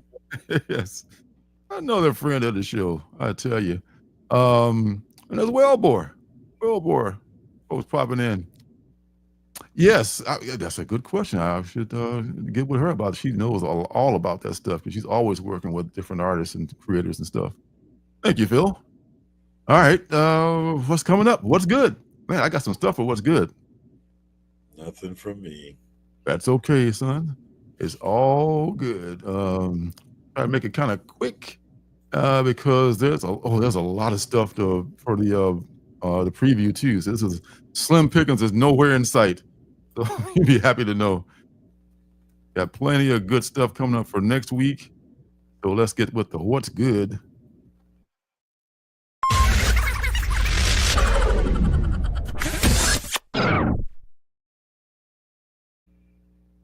Oh, I may have damaged my copy of Big Rig, my only copy. Good thing there's a million more of them out there I could probably pick up. All right. Yourself big. Come on now. Let's do this proper. She said, all right, there we go. hey. All right. All right. First thing we're going to do here on this version of What's Good is talk about the stuff I picked up for Free Comic Book Day. This is an all Free Comic Book Day What's Good. The stuff that I read so far. I picked up a couple things that I have not had a chance to read, but everything I read, here's what I thought of it. First thing up, Post Malone's Big Rig. Post Malone, Big Rig. Post Malone, Big Rig. I mentioned Post Malone's Big Rig. All right, so this whole thing is gosh, I don't know much about Post Malone. I just assume he's like most celebrities. Him and Adrian Wassel, who's the co-writer of this book, got together. You know, probably Malone had some ideas, and he said, "Hey, man, how about this for an idea?" And the way it kind of reads is almost like, I don't know. I had this idea. What if? Now, stay with me. What if there was a giant big rig, a giant car, a giant truck that lands in medieval times, and demons are already, you know, like taking over the earth and killing people left and right and shit like that? How fucking cool would that be? Okay, I think that's my guess is that's what the genesis of this is. You know, I wasn't there. I can't say shit, but I mean, I would bet the farm that that's what it came from. Based on that, I would say that the star of this book to me is I don't know if you read it yet or how you feel about it, sir. Is the art by Nathan Gooden. Nathan Gooden just knocks this art out of the park with all this fine line work and this grayscale. I guess maybe he colored it too. That is the star of this book here. It's just, you know, it's some people being terrorized first by demons running wild all over Europe, I guess. And all of a sudden, this rig lands, and some guy, I mean, the guy who starts driving the truck, who figures out that, hey, this is how this thing works. I don't know where he came from. It's just this dude, unless I just didn't read it right, who just appeared out of nowhere, or just like, all right, this must be how this works. I'm gonna put this hat on, and he's got like two crutches. He's like a priest or something who's been he's been run a follow of the church. Got tattoos on his face. He puts on the cap like he knows how the cap goes. If he's like from the Middle Ages, does he know what the hell this thing is? Does he know what to step on as far as like what'll make the truck go? And you know, and it just comes second nature to him. He gets into the cab of the truck, and he just puts the cap on. I guess the cap's got some kind of magical, you know, powers too, and man, he just takes off with the truck. I'm just having a hard time wrapping my brain around who this guy is and why he is so comfortable in this big rig. You know, I mean, forget about, you know, how the rig is powered and why is it there and yada yada. I mean, I just start with that. Who the fuck is this guy? You know, who is this guy that's all of a sudden in charge of this big rig that's driving like into this gaping mouth pit of hell here, what it looks like. And it's got a lot of, I mean, if you just like, I don't know, if you're a big fan of Post Malone, you know, good for you, first of all. And you know, I just think that, I don't know, it's just something. Thank you for showing me this. I love the art of Mr. Gooden, but I would probably not be picking this up. But you know, the artwork is killer. I mean, he definitely hired a great artist to execute this project. If he was the one that hired the artist, so that's all to say about that. Is it set up in a way to where maybe some answers to those questions could be forthcoming in future issues, or is it like no way to square that circle? It could be. It could answer some of those things, but it's told. It's almost like a Bud Light commercial come to life. It's like, whoa, here's some crazy shit. There's a Bud Light. There's like, just like all this shit. Like, and the mannerisms with which this guy speaks with the trucker powers. Yeah. Oh my God. It's just like I just put it. The writing is not for me. I mean, some people may like that writing and may think, oh, this is fucking cool. And that's cool. I'm not putting you down for that, but it's just like, my personal opinion. The art carries the show. The art is, not if there's a lesser artist involved with this. Yeah. But be your own judge. Maybe people will love this stuff. Who knows? Moving on to the more capey stuff is the Superman All In, which is like the preview of Superman Unlimited. On one side, it's a flip book, don't you know? And it's Absolute Universe Special Edition on the other side. Man, this is, I have to tell you, Jeff Lemire is the writer for this All In special. And it takes place, this one side takes place in the Absolute Universe, where we have our Absolute Batman and Superman and Wonder Woman coming together here. And then there's this other character who I'm not quite sure who he is. He's got this, I thought it was the Spectre at first, but you see him, his picture down there, and maybe you DC fans might know a little bit more about who that might be. But he appears to play a big role in this thing here. So I guess there's going to be in the summer, there's going to be a crossover with the different universes. Maybe kind of like Marvel is doing the thing with the Ultimate Universe and 616 Spidey. There's going to be a crossover with those two universes coming together, and not spoiling anything by showing that guy's photo right there on the left. But that's who he's dealing with. I don't know who that guy is in the hood is, but it was a interesting book to read because I love the fact it's a half a story. Okay, that's kind of a teaser. I might want to go buy that. That's pretty cool. On the other side, here's in the All In universe, in the mainstream DC universe, the Daily Planet has now been bought by Imani Edge, who is the wife of Morgan Edge. And now she's running the Daily Planet, which is now noticed like Daily Planet media empire, no longer just a newspaper. Clark Kent is still a reporter. Meanwhile, Lois has been kicked upstairs to be the editor, like Perry White used to be. I guess Perry retired or something. I don't know. And this whole universe here is where Superman, nobody can still figure out that Superman is Clark Kent, which is, I guess, it's just something you just let go. Just being a DC fan. Sure they look alike, but they've never been seen together, but I'm sure they're different people. And this is just like Superman saving the day all over the place. Like, if anybody ever dies in Superman's world, it's got to be from old age. Nothing ever happens to him. I mean, every time, I'm here to save the day. Okay, great. So that's what makes. Wouldn't that be nice? Wouldn't that nice if you could just come like, just jump in front of that train as soon as it's about to run into that car. And I heard it about super hearing. I got there in time to save it, which is cool. I mean, Superman is going to be Superman, and he's trying to save the day from the Earth being hit by this asteroid.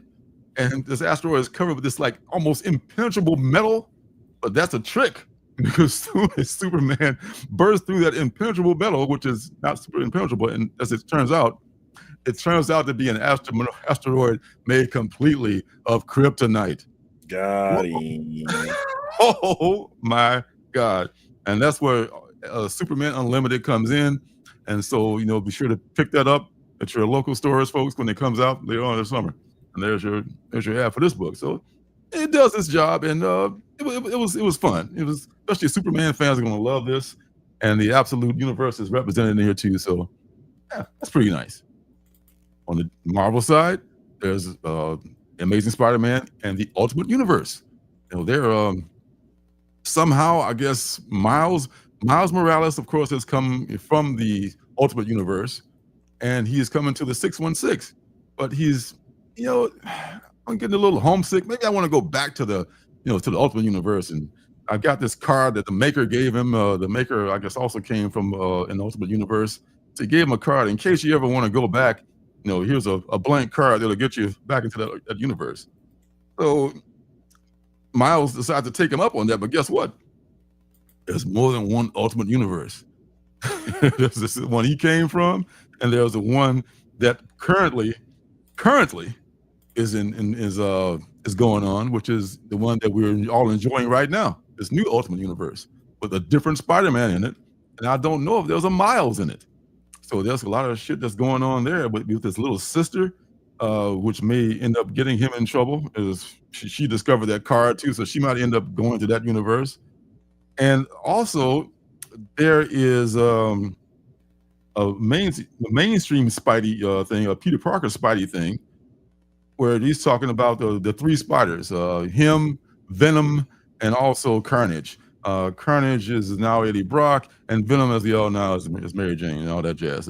So, but there's also a thing happening with them that involves Hell, and I'm wondering if this is a teaser for the Hellgate character, which was a character that was shown on one of the variant covers of the new run of Spider-Man #1.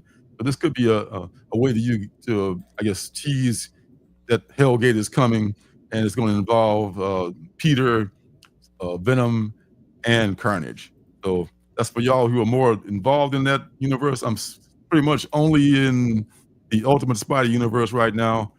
I love the classic Spidey, but I'm not really into the current run of Spidey. This is pretty well written here, and it's got the much hated art by some people of John Romita Jr. He's coming back to do the interior art, so a lot of people are gonna be bitching about that, I'm sure. But hey, the man's got he's got juice, he's got gravitas, he's been doing it for a long time. So good luck, getting rid of JR Jr. And Dr. Kabuki, I love the name Dr. Kabuki. Dr. Kabuki is what? Dr. Kabuki. Yeah, that's kind of a very cool name. Yeah, nasty name. That's good to hear all the gutter, son. Well, that's what Kabuki means. What do you want from me? Not Bukaki, Kabuki. Oh, yeah, that's right. My bad. You're right. Oh my God! I can imagine Dr. Bukaki.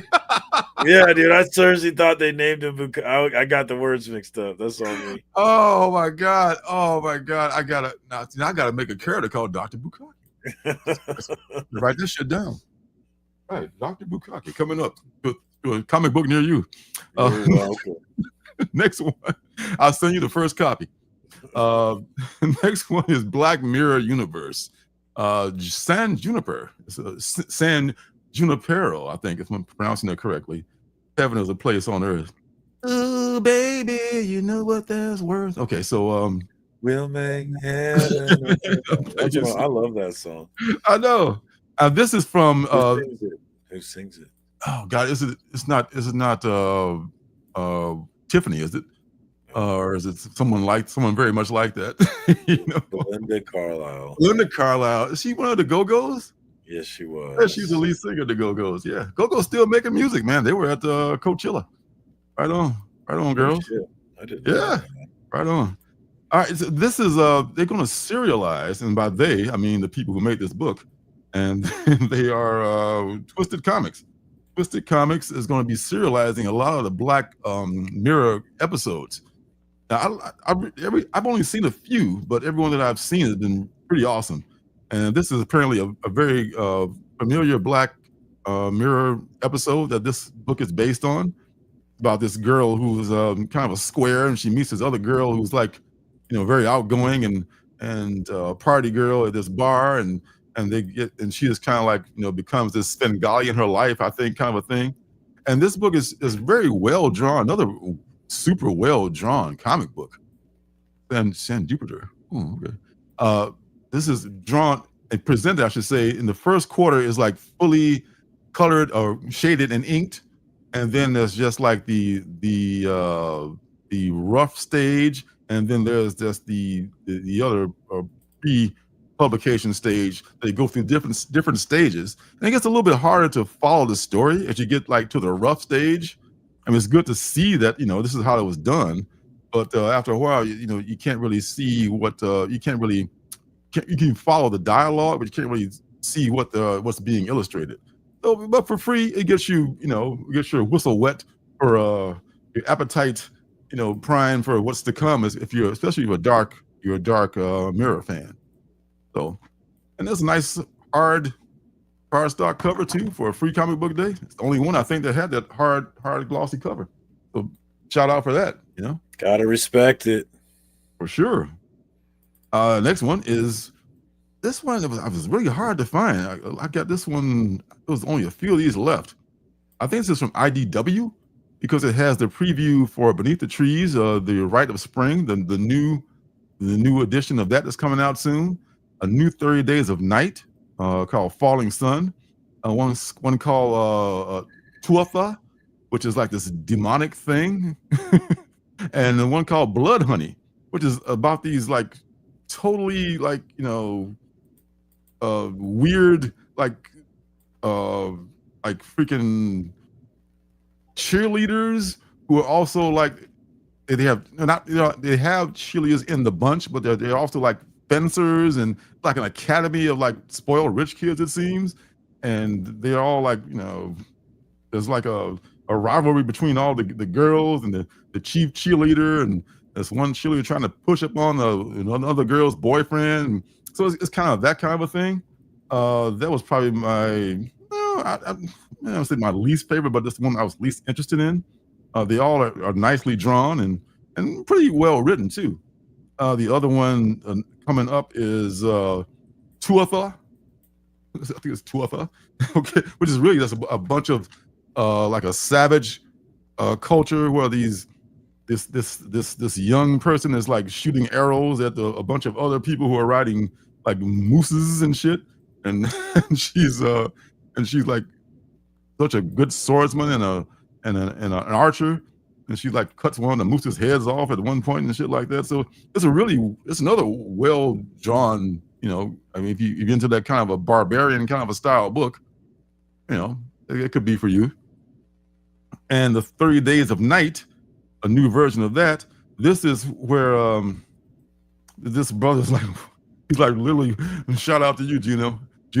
He's like walking like to his new gig. Is like working at this place in Alaska, and he says like, man, it's gonna be dark as hell and cold as hell, and why'd I take this job and blah blah blah, And meanwhile, as he approaches Barlow, the place where all the vampires live in the wintertime, there's this guy going through a ritual to bring back this.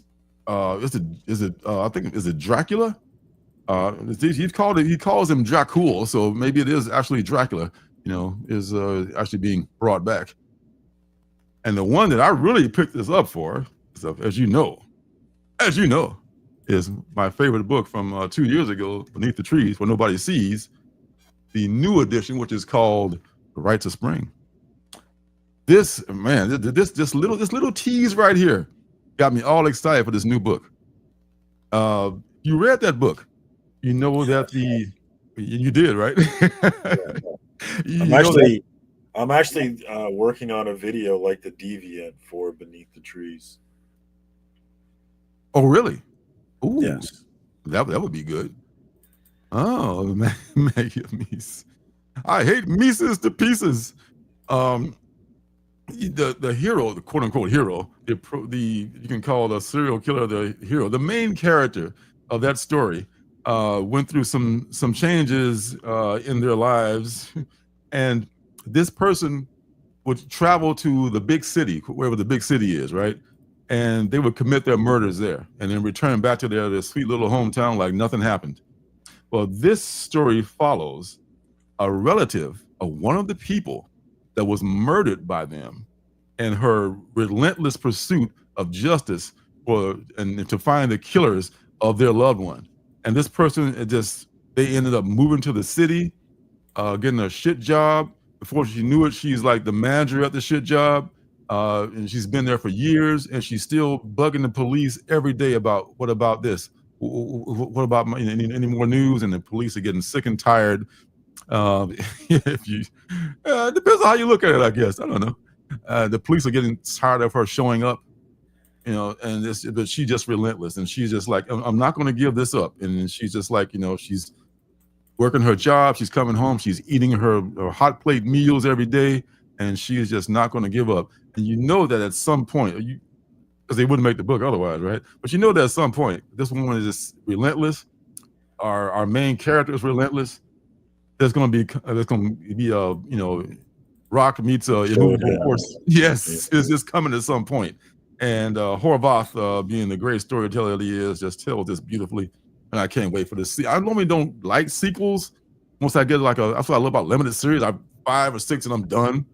But with this, I see the possibility for more, because this is such a great idea here. And I can't wait to see what happens when these two cross paths again. All right, the last couple almost done here. Woo, man, blowing through them. Mark Spears Monsters. Mark Spears Monsters. Mark Spears is the hardest working man in comics right now. I mean, he's in mainstream comics. Yes, right. I think it was actually, when I get that, it was a serial killer. I was like, I heard that somewhere else before.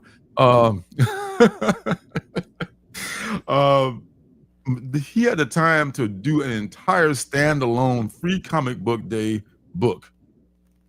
This dude, I don't know what his process is. I don't know if I don't care, but he's good at whatever it is he's doing. And he writes his own stuff. He does everything except lettering. And you could probably do that too, because you can do it electronically. You just probably don't have time to do it. And the standalone story here is about this clown who goes by Mr. Fun E Bones. And Mr. Fun E Bones is just a piece of crap child killer. And not only that, he's a cannibal. He's a child cannibal. It makes it even worse. Could it be worse? Yes, it could be worse. And yeah, I know, right? And he illustrates this with such Stephen King horror style, with this little innocent child and this monster who is barely saved by this other individual who comes along at the last minute and without any spoilers. It's not really a deep plot, but it's just kind of an exercise to show how Mark Spears does his work and his world and expand his world of monsters. So the guy that saves him is this the guy who looks kind of like Zorro. It's I don't know, I forget the name of the character who that is in the Mark Spears universe, but this individual is kind of like a bandolero, kind of a vigilante kind of a thing. And man, he's doing this, man. And there's like a preview on the back of Kids These Days, which I think is already out. Kids These Days is another book from Keen Spot. I may have read, it kind of rings a bell, but I wasn't super impressed with. Mark Spears Monsters is head and shoulders above almost everything else on Keen Spot, just keeping it real. Everything, there's been a few things that have been okay, but Mark Spears Monsters is probably the best. With the VHS box cover here, he appreciates the old school stuff. So this is a good pickup too if you want to complete your Mark Spears Monsters collection. I know you do. Catch them all. Gotta catch them all. And the last thing I want to talk about is the Phantom, the one that Phil has not picked up yet. And you gotta get this man a Phantom. We will find a copy of this from Hook or Crook. So, Damien, thank you. Oh God. Damn, if I didn't have people like, spell checking me and checking me in general, I don't know what I would do. I'd be wrong a lot. That's what I would do. I already am. Did you ever read The Phantom? The Phantom in the old, I think I probably asked you this already last week. He was in the color comics of the Sunday newspaper funnies. The Ghost That Walks. No, huh? I feel like I might have heard a radio show, but yeah, definitely not a comic. Interesting. I might be thinking of the Shadow, though, not the Phantom. That's another franchise, yeah. Well, it looks like the Phantom has kind of like Green Lantern and a few other characters. Maybe was it? Is Dr. Fate that way too? The Phantom is a mantle that is handed down. So this Phantom is not the same, not your grandfather's Phantom. The Phantom is handed down, and he keeps a journal of all the exploits of the Phantom. And in this issue here, the Phantom is hunting poachers, and these poachers are trying to kill this great majestic tiger, a Siberian. I think it's a Siberian tiger. I think the Phantom lives in this imaginary land, which is called what the hell is it called again? I think it's an imaginary land in Africa, on the African continent, and they're known for their giant cats. And these poachers have already killed a smaller cat, and I guess the mother or either another relative of that cat is stalking these poachers, and the Phantom is torn between, like, I just let the cat kill these fucking poachers, or should I just yeah, I probably should, but fuck it, I'm the Phantom, I'm a good guy, I gotta at least give them a chance to to know the error of their ways, as the altruistic heroes always want to do. So there's a conflict there, and there's a conflict. I want to, because it's a really kind of a good, I don't want to show too much of it, but man, it's really well drawn. The story is good too. I mean, the poaching thing is real, and it's a real problem in the real world. So for them to bring that to front and center, this makes me think I want to maybe subscribe to this series and maybe drop something else, because the artwork is just phenomenal. Did I mention the artwork is phenomenal? The artwork is phenomenal. It's just the way the Phantom is portrayed, and his relationship with animals and things like that. There's definitely a spiritual aspect of this character, the Phantom, and it's done really well by Ray Fox, and Russell Olson is the artist on here. That's going to be coming from Mad Cave, along with Speed Racer, which I haven't had a chance to read yet. So, man, stuff that's already out. There's a lot of good IP out there already. If you don't have to come up with new stuff, sometimes you can just get some older IP and freshen it up, if you will. And that is your free comic book day version of what's good, folks. Well, thank you very much. Might drop a title to pick that one up. Mad Cave drops, they do good stuff, man. They really do. Yeah, they do. They do indeed. All right, so let's move on to the preview section here of new comic books for next week. We can breeze through these pretty quickly, because I got a very good idea where I want to go with this. Absolute Batman number 8, for sure.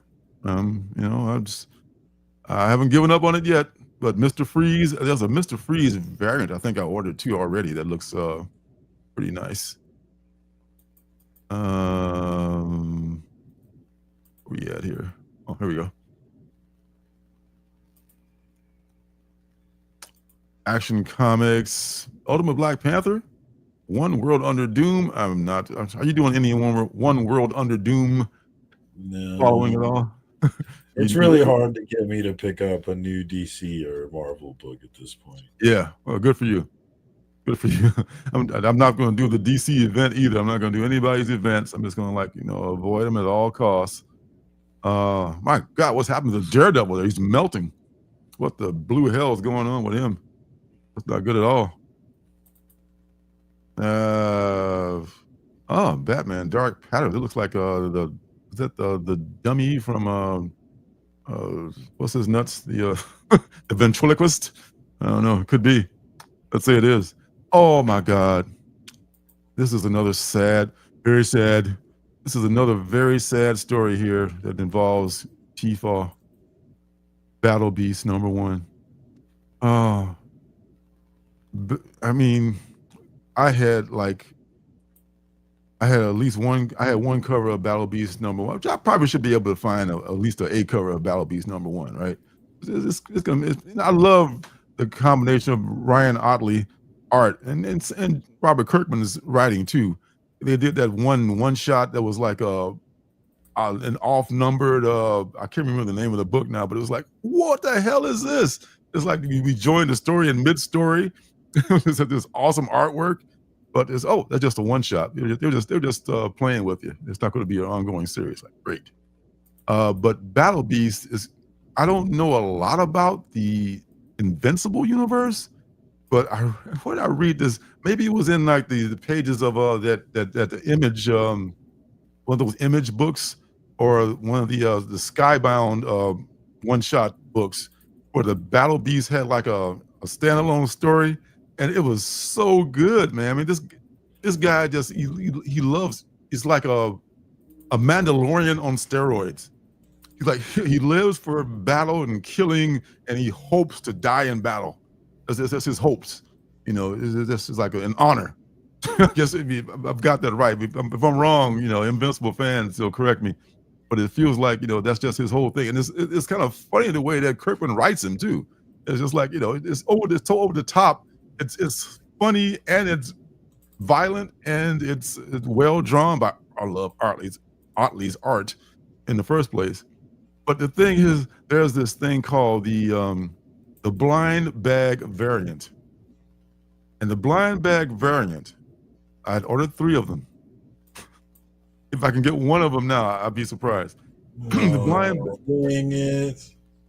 Did you know what I'm talking about? Yeah. Yeah, I mean, this blind bag variant would contain, you don't know what was going to be in there. It'll be one of these many covers, and you don't, including the one in 2000, we don't even see here. Probably a lot less of those. But you know, one of these many other covers could be in there. Maybe even a retailer exclusive. I don't know. Maybe, I don't know. There's lots of different covers for this book. And the blind bag variant is going to have that in there. Oh, God, if I can find one in the store now, I'll be lucky, because people show up like, it's probably about a whole stack of them. You know, we only got 2 stores out here. So yeah, I'm kind of up the creek as far as that one goes.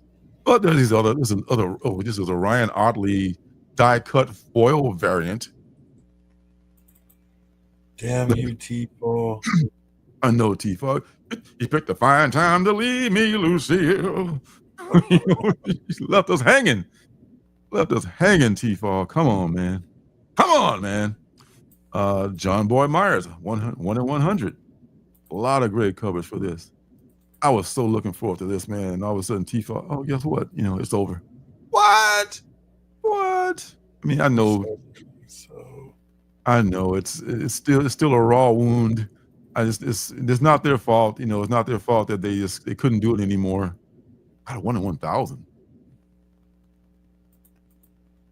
Yeah, good luck with all that. I don't know if I'll ever see one of those unless it was in a blind bag. Of course, here's the Sad Lemon Rabbit comics that tribute to Days of Future Past, I guess. Yeah, there's so many great covers on here, and man, well, I'll pick up the A cover, and hopefully that's a good book to read. And what are you going to pass for me? You gonna pass? I hear you. Yeah, I mean, I've been meaning to watch the rest of. I really liked the Invincible series. Oh my God, have you seen any of it? Any of the? I saw the first season. I haven't gone back yet, though. Oh my God, it is incredibly crazy violent. It's like holy shit. Oh, and then vision a blind old bag lady. There you go. Wish I thought of that one. Yeah, there's that scene in the first season where his dad takes Mark and holds him up while that train goes through him, and he just murdered everybody inside the train. Oh man, it's just, I mean, I guess I say, who thinks of this? I don't know. I guess the guy that drew it in the first place. That's who thinks of it. Robert Kirkman thinks of that shit. But yeah, I mean, there's the one, you watched the whole season to where there was the big, don't know spoilers, but there was this big surprise that everything happened and a lot of things turned around and people were killed. And, you know what I'm talking about? I saw the whole first season. Yeah. Okay. So that to me, I mean, I can see why that book is first of all short print run, small print run for that number one, and that turnaround in that book right there was so unexpected by me. I guess a lot of people probably felt the same way. And I said, okay, this is a crazy book here, and I gotta stick around with this. But Battle Beast, I hadn't even got to that part yet. And I don't know if he's even making an appearance. Maybe he did, maybe by season 2 or 3, which I haven't finished yet, which I plan to. Anyway, long story short, way too late. Well, you got King Spawn, you got your X Factor, your Supergirl #1. Some good covers as far as that goes. One in particular I picked up. And this is the Maiden Voyage, or the Maiden of Might, excuse me, the Maiden of Might returns. And it's going to be written by Sophie Campbell. Oh, written and drawn by Sophie Campbell, excuse me. Okay. And Tamara Bonvillain is going to be the colorist. So this is, I don't know. I mean, if you're a DC fan, you're definitely going to be pulling this. I particularly bought this cover because I'm a cover freak, more than anything else. This is the Art Germ version. Her head looks a little small there, maybe, but so what? It's a very cool cover. And it's, got the new midriff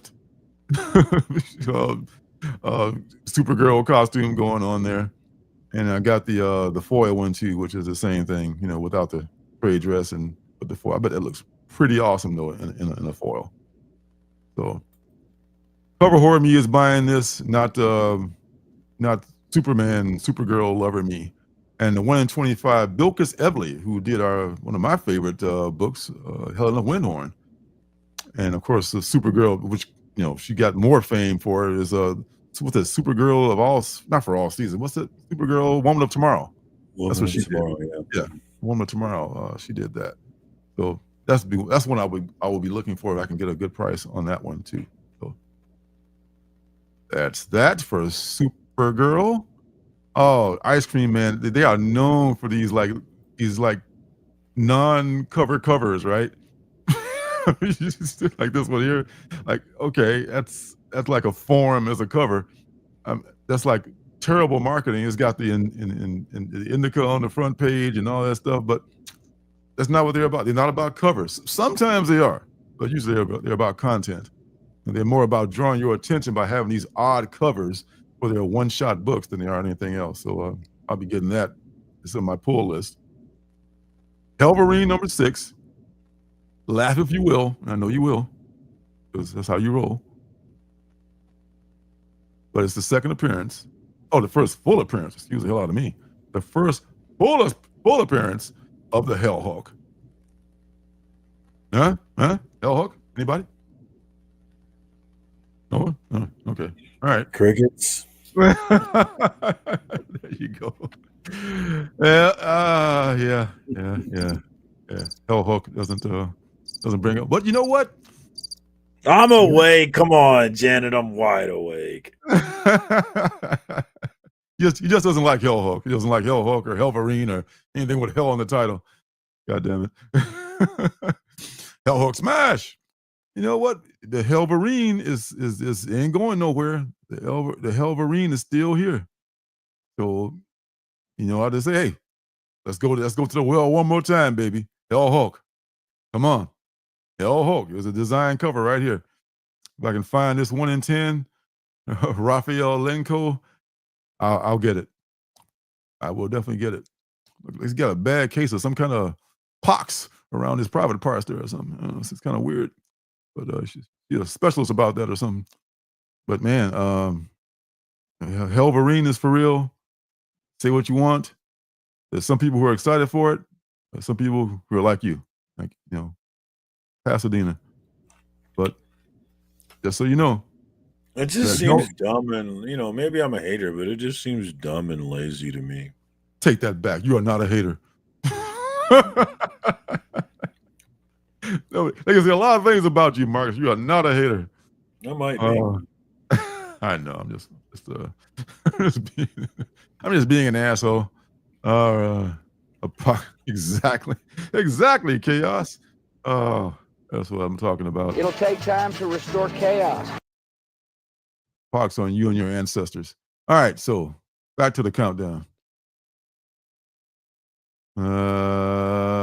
Supergirl, Wolverine, Doctor Strange of Asgard. No, thank you. We're moving on down here now. Oh, guess what it is? Guess what it is, folks? It's time already for the penultimate book. I'm just right on time with that.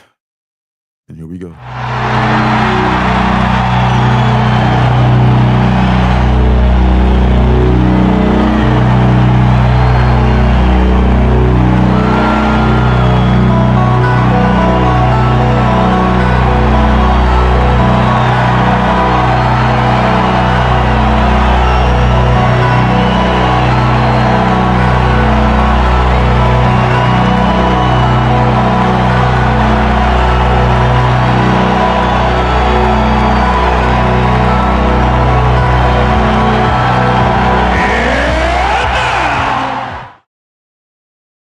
It's time for the penultimate book, not a minute too soon.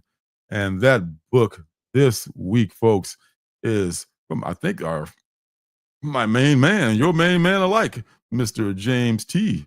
James Tynion IV, that is, don't you know? And it is called Exquisite Corpses. Every 5 years on Halloween, the wealthiest families in America play a game.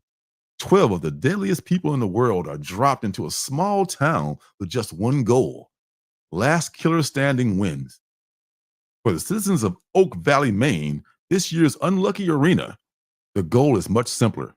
They must they must survive the night. Experience a comics event like no other from the minds of James Tynion IV and Michael Walsh, as they lead a group of the most exciting voices in the industry. Over 13 blood-soaked chapters. Ooh, these creators will collaborate and compete to determine who wins and who dies. And the games begin in this triple-size debut for $4.99. If it was a Marvel book, it'd be $12. Triple-size. Yes. James Tynion IV, looking slimmer and slimmer every time you see him. Michael Walsh and Jordi Belair is a colorist on this particular book.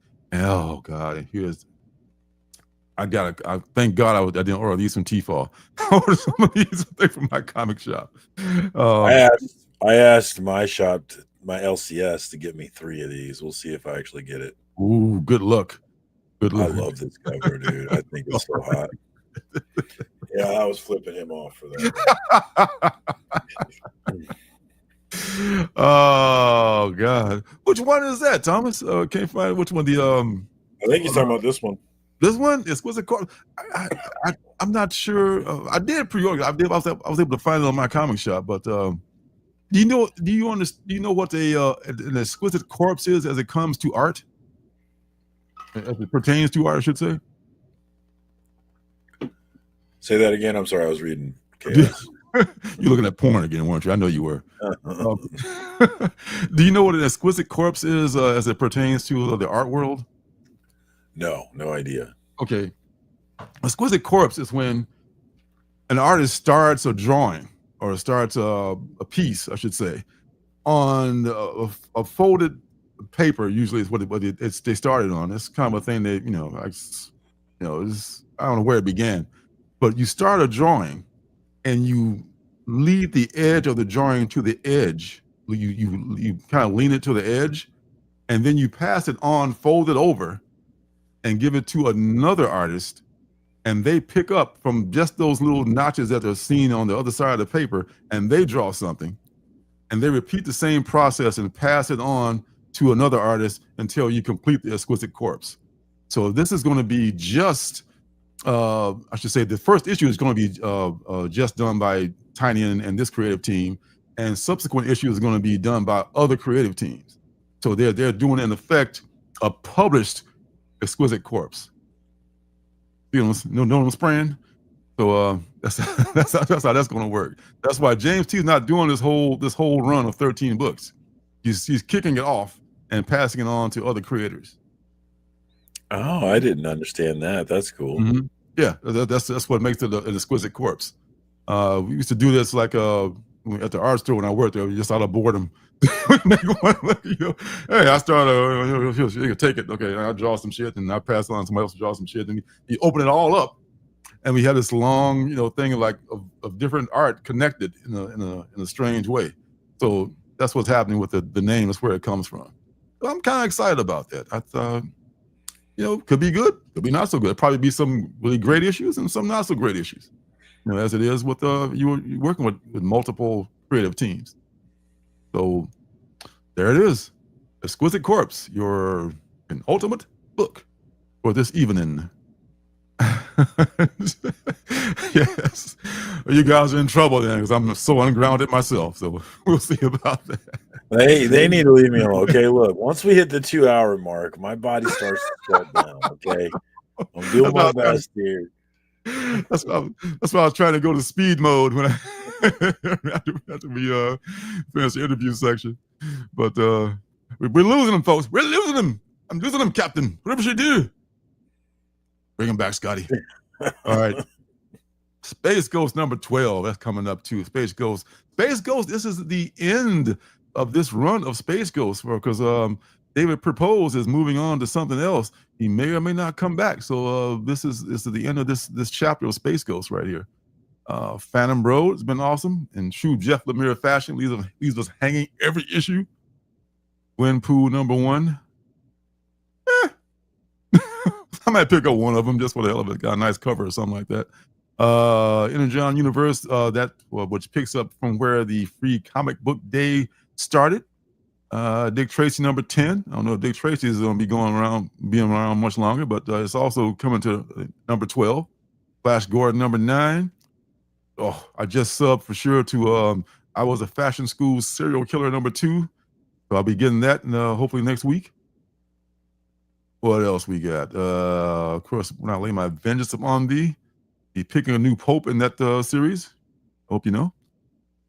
Huck, Big Bad World. That was a Huck series before. This is a Mark Miller joint, I want to say.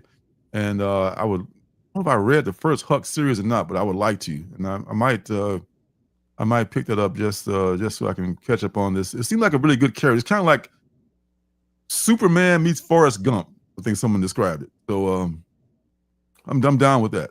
I'll check it out. Sister Imperator, number 3. Number 3, and the Sticks number 7. Already out, folks. Already out. I might get Sister Imperator number 3 just to to wrap it up because number 4 is gonna be the last one. I just want to have closure and have all 4 issues. I'm not a fan of the band, but maybe I will be before it's over. Who knows? Mine's Along the Lonesome Road, Zazarsky News, Miss Fury, Gotcha Man, Pastime number 2, The Vampire Baseball Player, also coming out next week.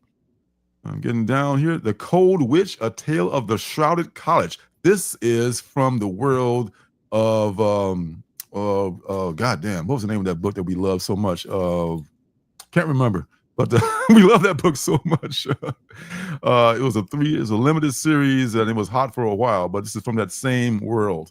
I'm sure somebody in the chat knows who it is, but we'll figure it out next week when it comes out. Dark Regards. Dark Regards was also previewed in the back of some book I can't remember right now. In fact, I think Dark Regards was my last book I wanted to look at, come to think of it. Down below is all just the titty books. All right, Dark Regards is our final book of the night. Finally. All right. Dark Regards number 1. Woo-wee, it's got a long description, yo. Sometimes you break the internet and sometimes the internet breaks you. At last, the true story of the viral hoax, so insane it could only be told as a comic book. From the honestly pretty impressive mind of multi-hyphenated writer, comedian, actor, musician Dave Hill, Tasteful News, and breakout artist Artem Topolin, I hate this place, comes a shockingly true, terrifyingly hilarious, and only modestly exaggerated tale of how one stand-up comedian forged a secret identity online as America's first true black metal icon and accidentally started an international incident that almost wiped Gary, Indiana off the map.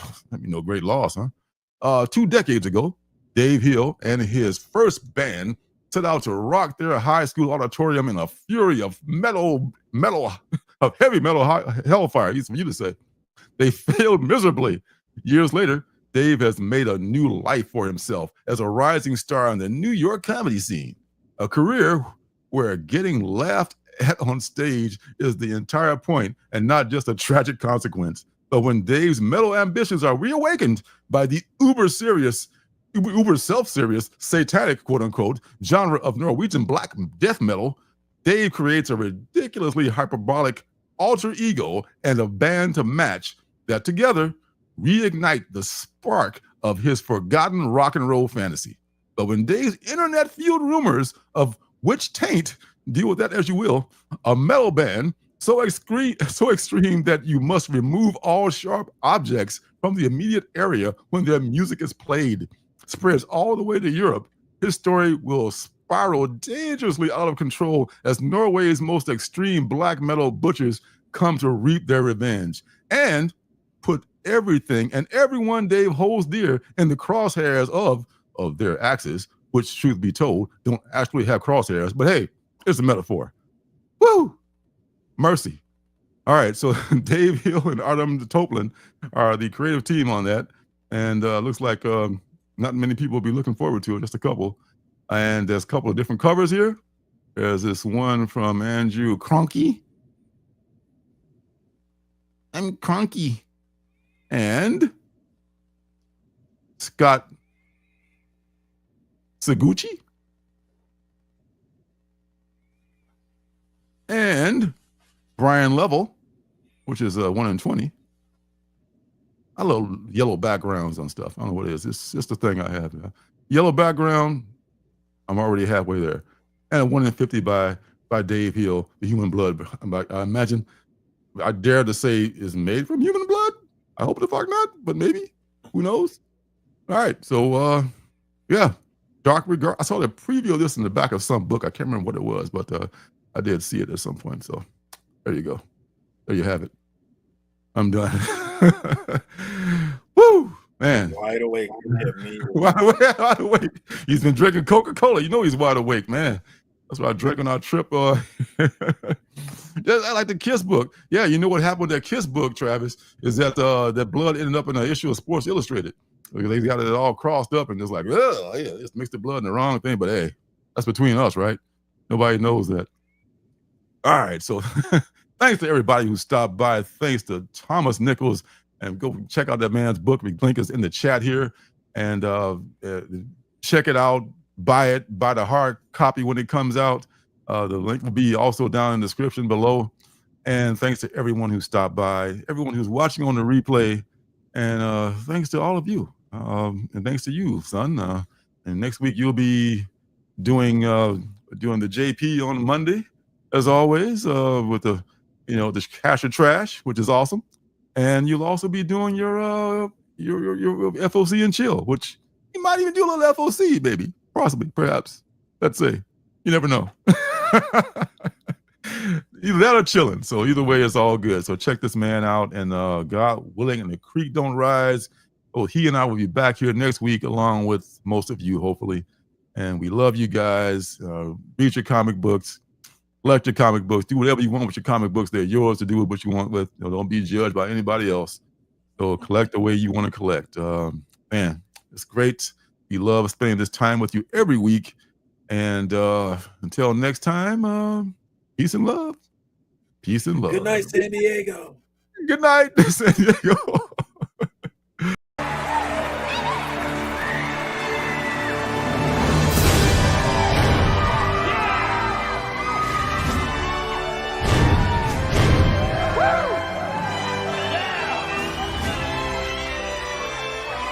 Denver!